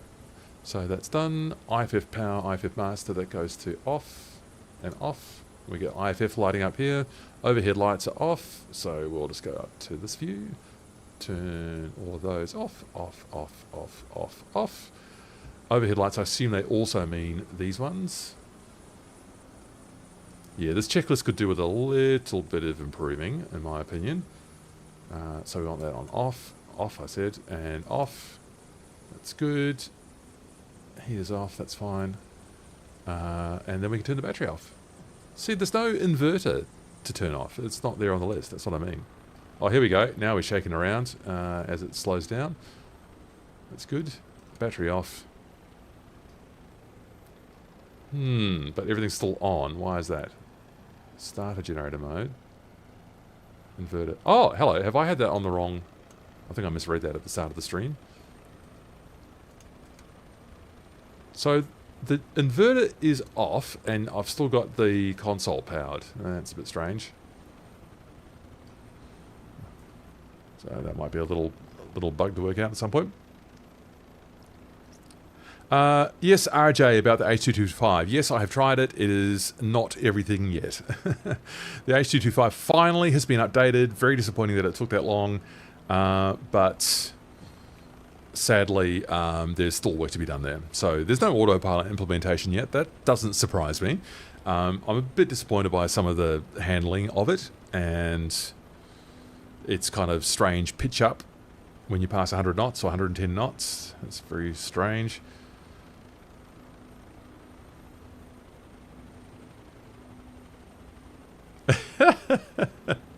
Shaven Wookie. Nobody's going to believe that guy when he tells him he was overflown by 20 low-level Hueys.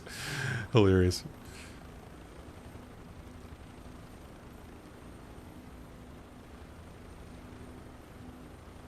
Oh, okay, you've got a... yeah, so Clive, you're just describing your method there to deal with what that thing I was just struggling with there a bit. The struggle for me is that there's no... It doesn't really correlate with your actual throttle controller, or my one. I use a, you know, a wing kind of throttle, like a military sort of throttle quadrant sort of thing, in the HOTAS kit, which is great, actually. I love it. I'm really glad I got it.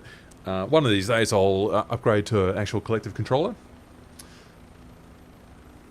Rough landings. You have a home-built collective with an idle release. Nice. RJ, the H225 is not up to the HPG 160 or 145. That is a fact. and I would be surprised unless Dave re-emerges if they ever attained that level of quality again, which is just such a pity. It's such a pity. I mean, Dave and High Performance Group were just doing such great things, and I've got no idea what happened, but now it appears Dave is not active, and so the quality, you can see the difference. Yeah, you can see the difference. It's such a pity. That's a real pity. So that rotor's got a lot of inertia on it, hasn't it? It's still going. Why don't I actually get a bit of rotor brake happening here?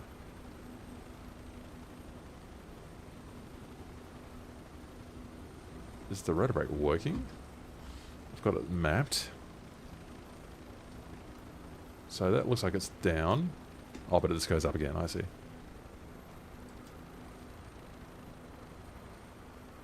There we go.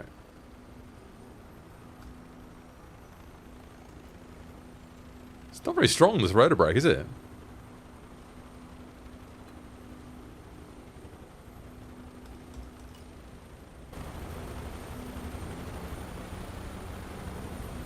Yes, where it doesn't actually map properly to, if you've got it on an axis, it doesn't work properly, the rotor brake, which is a bit of a strange one. So I'd like them to get that sorted out at some point. Oh, yeah, a bit of interest in your home-built collective there, Rough Landings. Shay and Wookie wants to have a go at that as well. Yeah. Yeah, so Rough Landings, Washington State, lots of great mountain flying there. Yeah, I'm sure there is. Someone requested Whistler, and whenever I looked at the weather forecast, it was horrific. So it just hasn't happened yet, but definitely open to that. Definitely open to that. Oh, so Castor Troy, you made it in. Hello, with you, complete with your Huey as well. Good to see you. So what you can do is you can put your idea into the chat, or you can put it in the Discord. I've got an event suggestions channel. What do you call it? A channel? Yes, a channel in the Discord. So you can do that. Tell me where you want to go flying, and we'll do a flight there as well. If it works, the weather has to be good. It has to suit the time zones. So there's a couple of little hurdles to clear, but if we can get over those, we'll do it. Look at all these amazing Hueys with their rotors stopped, not straight and backward, fore and aft. I suppose you're not supposed to put it right over the engine outlet, but maybe I could have. It was a bit hard. I found it hard to control that rotor brake and get the rotor to stop a bit further around. Oh, there we go. There's Chris Game in your little Jetson thing. That's cute. That's excellent.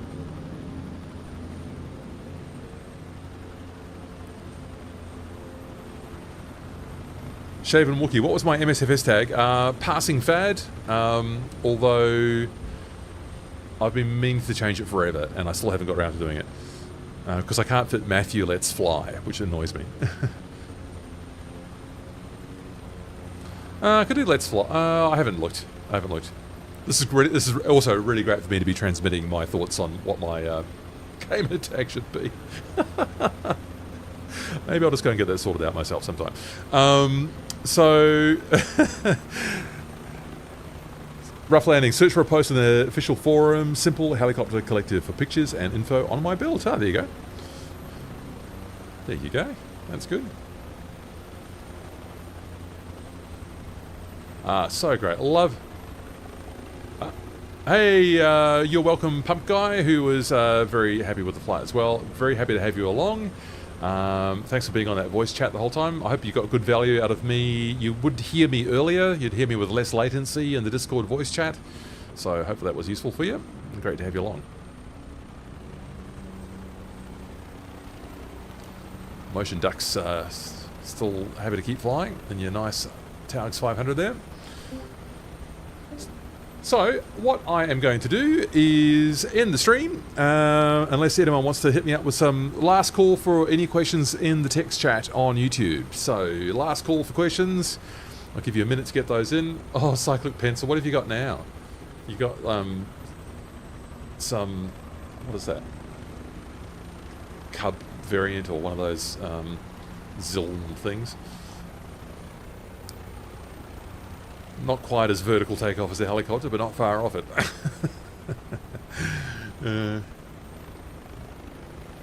Don't see many of that sort of aircraft type in New Zealand. Oh, maybe I'm wrong. Maybe I haven't been around enough. So much great helicopter flying happening in this part of the world. So, yeah, who was it? On the channel, who wasn't able to join us today? Oh, A Hunter wasn't able to join us today because he is in New Zealand. So that's a good excuse. He can't join us on the New Zealand flight because he is indeed in New Zealand visiting and was talking about all the amazing helicopter activity he saw around Aoraki, Mount Cook, which will be the subject of a future flight because NZA Simulations is updating that one as well. So that'll be worth going for another flight when that's all done also. Nice to break out the Huey again. Thanks again for the flight. You are so welcome, Womble Way. Great to have you along today. Nice work getting under that bridge. It looked like you were spinning around from my view, but it was pretty entertaining. So thank you for that. Thank you for that very much. All right, people, I'm going to wind up the stream. I'm not seeing any last questions going in there, so I'm going to hop out of the stream. If you want to continue the conversation, you may hop onto the Discord, and we'll have a quick chat in the voice room there. But otherwise, people, it has been an absolute pleasure to fly with you in Wanaka, Haast, Queenstown. What a treat, what a beautiful part of the world it is. Glad to have seen you here today and look forward to catching you another time real soon. So catch you later. Thank you. Bye.